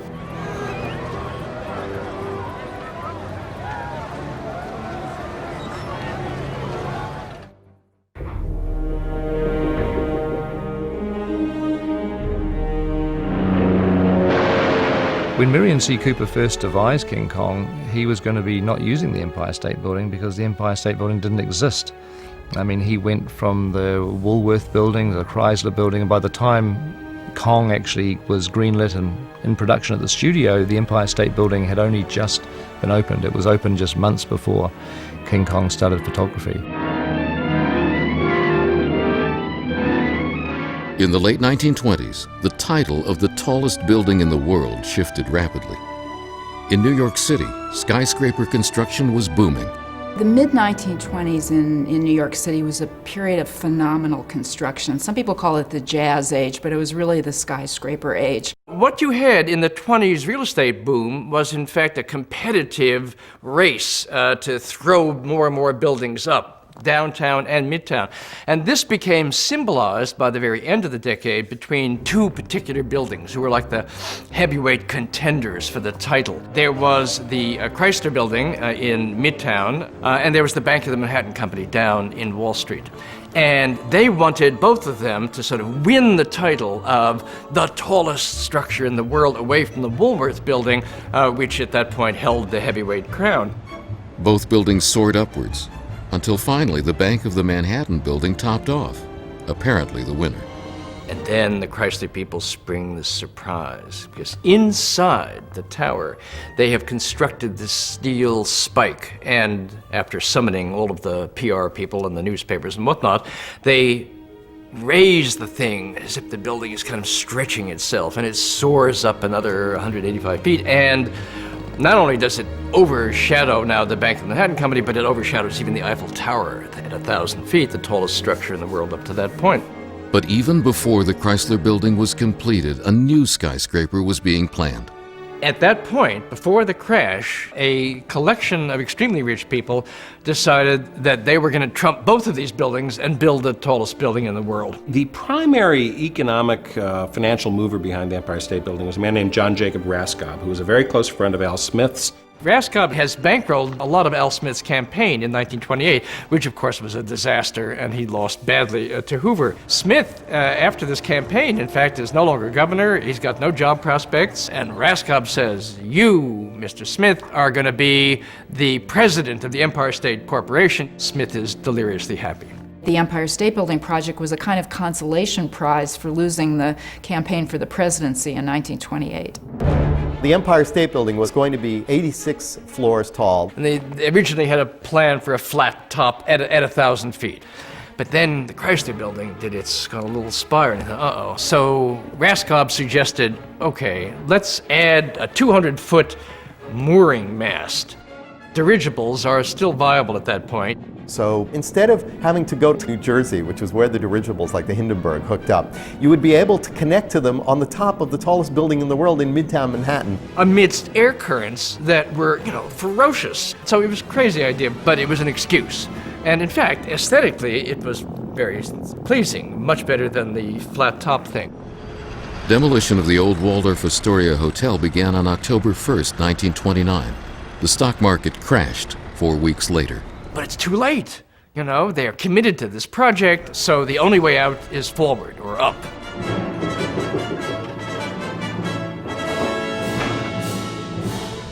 It's an enormously complicated project. Just apart from big, but they do a breathtaking job with incredible speed, almost a floor a day. It's an unbelievable feat of engineering and construction. And they do this by prefabricating the material, the spandrels, the mullions, the steel girders, all sort of assembled off-site to precise specifications. They managed to get the steel from the steel works to the building site and craned up to the top of the building, and the steelwork was still warm. The Empire State Building's construction is really the great construction story of the 20th century as far as buildings go. From the first inkling of the investors who thought, well, we want to build a great tower, to the opening day was only 20 months' time, a record of achievement that I think will never be challenged. At opening of Empire State Building, Smith, with wife and 2 grandchildren, is again in limelight. Grandchild gleefully cuts ribbon to lobby doors, and then Al Smith, president of Empire State Building, opens door to public. They get the building completed exactly on target, May 1st, 1931, open for business. But there's no business. The city commercial market has been wildly overbuilt, and this now dumps a massive amount more. In fact, when they open, there's 72% vacancy rate. It didn't actually reach full occupancy until the 50s. And it actually turns out that in its early years, the Empire State Building made more money from people going up to the observation tower than it did from renting out space inside the building. But what they would do is they would turn on groups of lights on the floors of the building, different times and different weeks, to make it look like it was occupied. The vacancy rate was so appalling, and it was such a public fact, that it popularly became known as the Empty State Building. With time, the Empire State Building became the most well-known skyscraper in the world and the great defining building of New York City. In 1933, New York had a completely different skyline than it does today. The Empire State Building had just been finished, and it was the tallest building in the world, which I think is the thing that really caught the imagination of people early on. Most people alive at that time had not had that experience. They'd never gone to the top of a skyscraper and seen what a city looked like from that vantage point. Well, what do you think of the sight of Greater New York from the 86th floor of the Empire State Building? That's the highest I've ever been up. Highest for me, too. Probably as high as I'll ever be. The Empire State Building is a beautiful building, and I think that's a little piece of why it's so iconic for New York and for the whole world. The fact that it emerged during this difficult time that seemed to show that we could still do great things. The Empire State Building became this totem. The image that we all have is of this huge ape on top of it, that King-Kong belonged to the Empire State Building, the Empire State Building belonged to King Kong. A European man came to America and he said New York seemed to be a city built by giants for giants. Well, King Kong was the giant, and when he got to the top, at least for a few minutes, he was the king. It was the most powerful connection, I think, between a structure and a city and a fictional character that the 20th century had ever seen.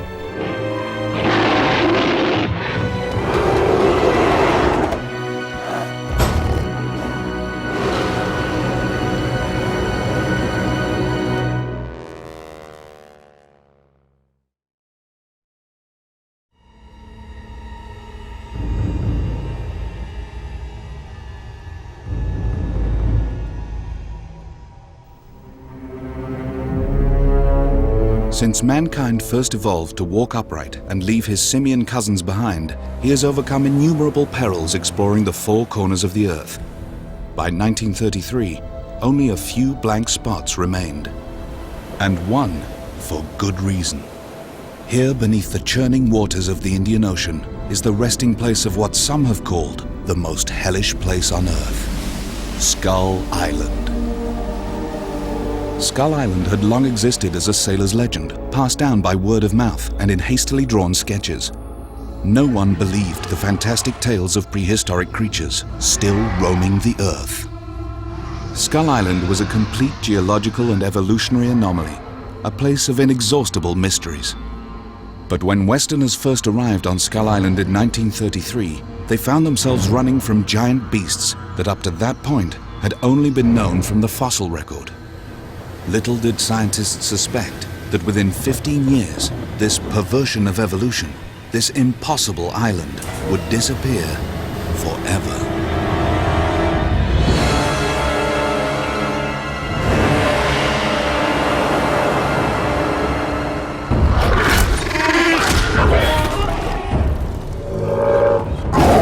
The creatures on Skull Island may seem fantastical, but you have to realize that there was obviously a time very recently when the Komodo dragon was discovered.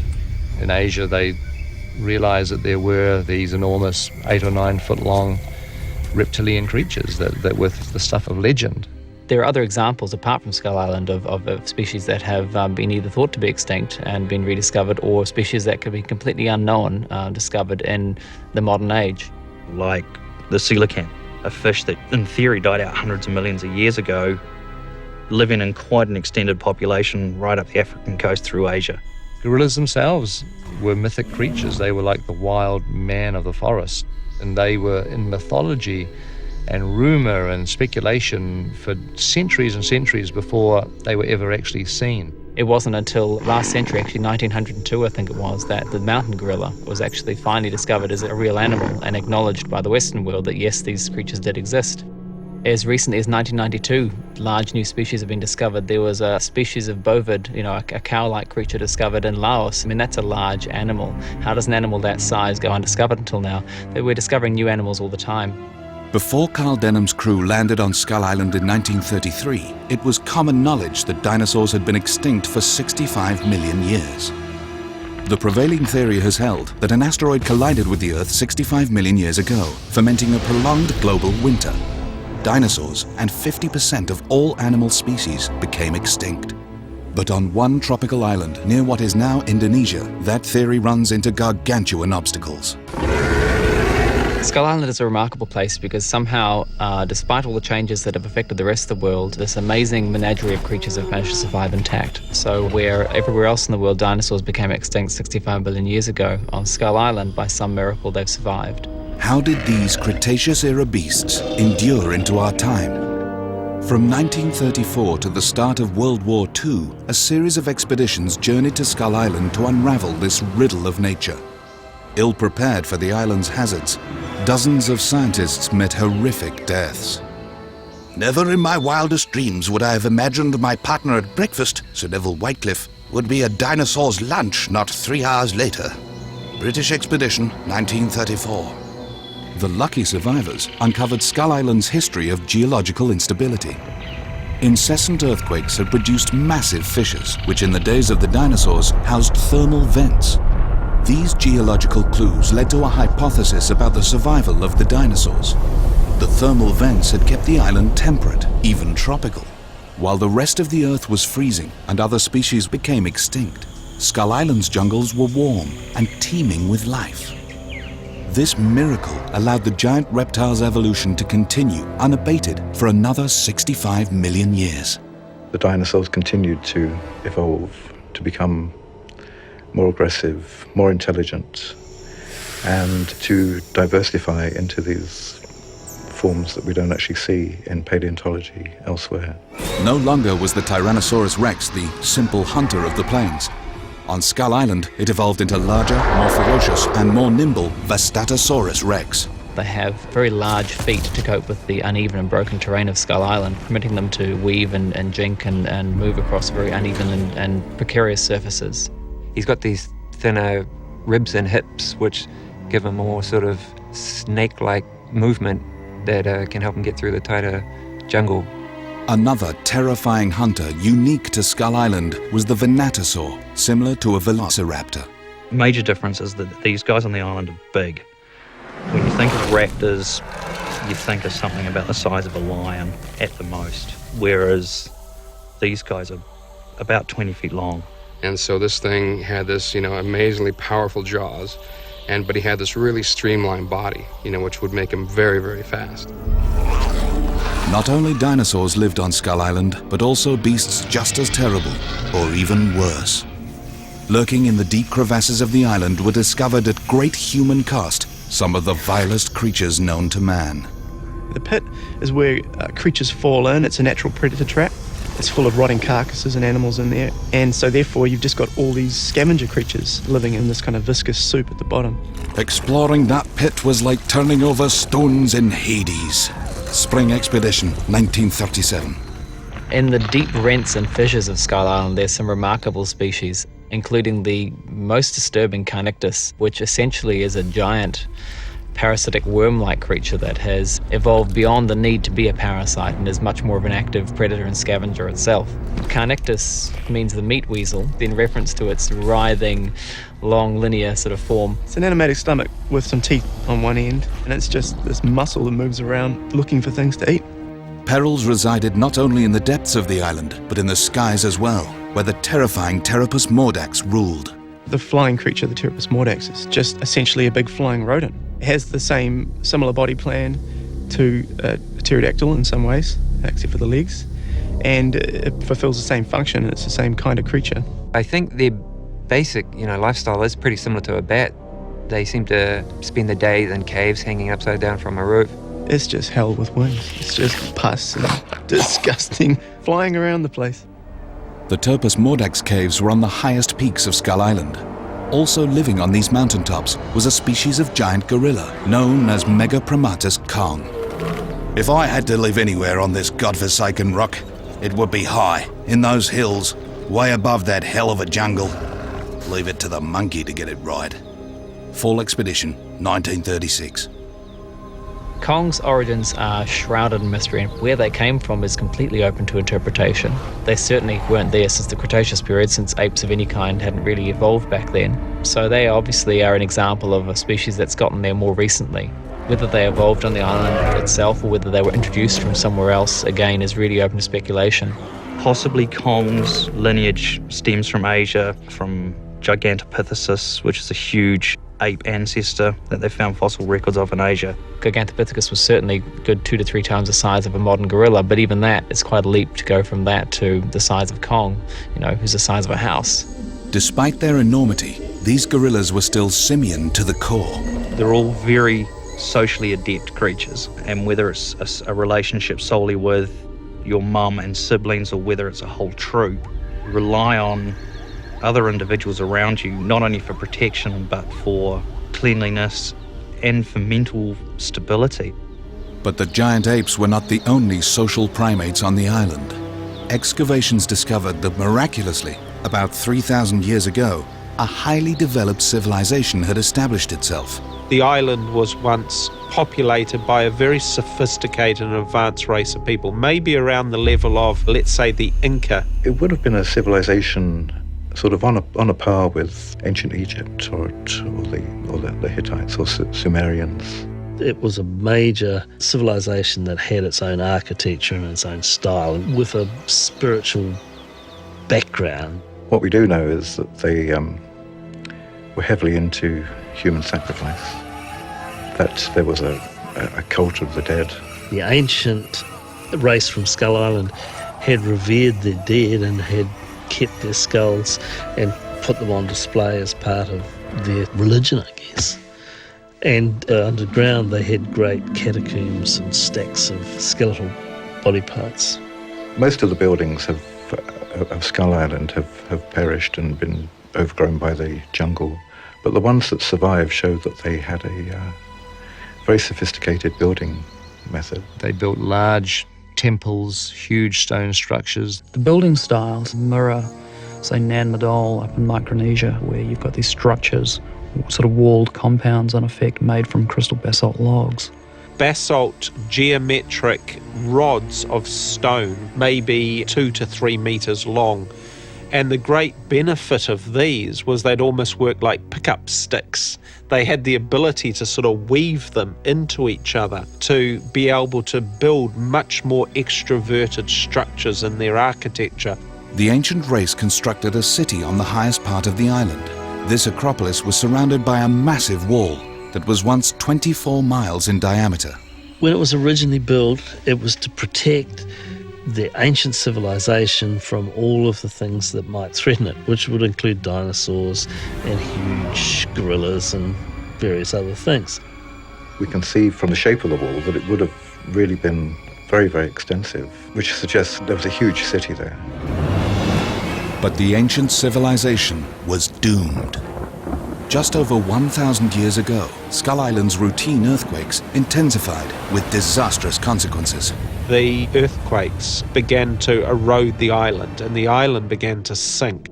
This very big piece of landmass has been progressively dropping into the sea, and now all we're left with is the very tip of this landmass that's jutting out as an island. So all of the creatures who once survived in a much bigger piece of land have now been shunted into the middle as the island sinks and the coast comes in. The predators were packed into a much smaller territory with a large reduction in available food biomass. So there's a great deal more conflict on the island than you typically see around the world in various natural unaffected ecosystems. The whole place is falling to bits, the ecosystem's falling to bits. Maybe that's why there's too many predators on the island, because, there's just not enough room for everything to live. The carnivores naturally looked to a new food supply, the humans of the city. And the humans' only protection failed as the earthquakes continued to wreak havoc on the massive wall. The walls began to collapse, allowing the animals, the giant creatures, into the inner sanctum of the city. And the humans simply lost. The humans were the weakest of the species and they were killed off. They might have actually left the island. They might have taken off and settled somewhere else. We're not sure. We might even be descended from them ourselves. All that exists of this incredible race of humans are the old ruins, the wall and some of the temples and things that you see on the interior of the island, overgrown. But the story of humans living on Skull Island was not yet over. When the island was discovered by the Western world in the 1930s, they found a small group of desperate souls eking out the barest existence possible. The current inhabitants of Skull Island are probably the descendants of people who were shipwrecked. on the island. A race of islanders, a sort of a Melanesian, Micronesian society. They're very much a hunter-gatherer people. It looks like that is part of their historical culture. Their only clothing is the hair that they grow on their heads. All of their clothing is knotted out of their own human hair. They have lost the primitive techniques of weaving and only can use crude knotting to create these garments. They're scavengers. They basically live on birds' eggs, fish, crustaceans. They have managed to survive clinging to this tiny fragment of land. And the only thing that was protecting them from the dinosaurs, the monsters, the things that would kill them was this wall, and so this great big ancient wall which went out of the sea on one side, across this peninsula on the island and into the sea on the other side. And so they were confined to a very small part of the island. Beyond the wall is all lush jungle and tropical rainforest, but on their side of the wall, it's been picked clean. There's no greenery left. It's just this crude, hard rock forms that they live in amongst. It's not easy. To see mankind reduced to such a state, rodent-like, fearful and small, is humbling. Man is no hunter here, he is prey. Fall Expedition, 1935. In an intriguing parallel with 1st century Jerusalem, the ancient people of Skull Island had buried their dead outside the city's protective wall. Since the modern Skull Islanders lacked any construction materials or skills, the only safe dwelling that they could find was in these ancient tombs, amongst the bones of the long gone. They're being hunted themselves, so they live as much as possible in the old tombs. It's almost a subterranean existence. And they have come to worship the giant gorilla as some sort of god, and they practice human sacrifice to appease this giant gorilla. It is well documented that Kong was trapped and removed from Skull Island by Carl Denham's 1933 expedition. What Denham learned upon his 1935 return was that Kong had been the last of his kind. Megapromatus Kong's extinction resulted from a combination of nature's wrath and the weaponry of modern man. Upon the outbreak of World War II, the scientific expeditions halted. In 1948, as the first post-war expedition was en route, a massive earthquake registering 9.2 on the Richter scale proved to be too forceful for the weakened outcrop of prehistoric wonder. The very geological instability that had produced the thermal vents that enabled the dinosaurs to survive had now led to the island's demise. Much like the legendary lands of Atlantis and Lemuria, Skull Island vanished beneath the waves. But unlike those imaginary civilizations, Skull Island was explored by modern man, and many lives were lost in the meeting.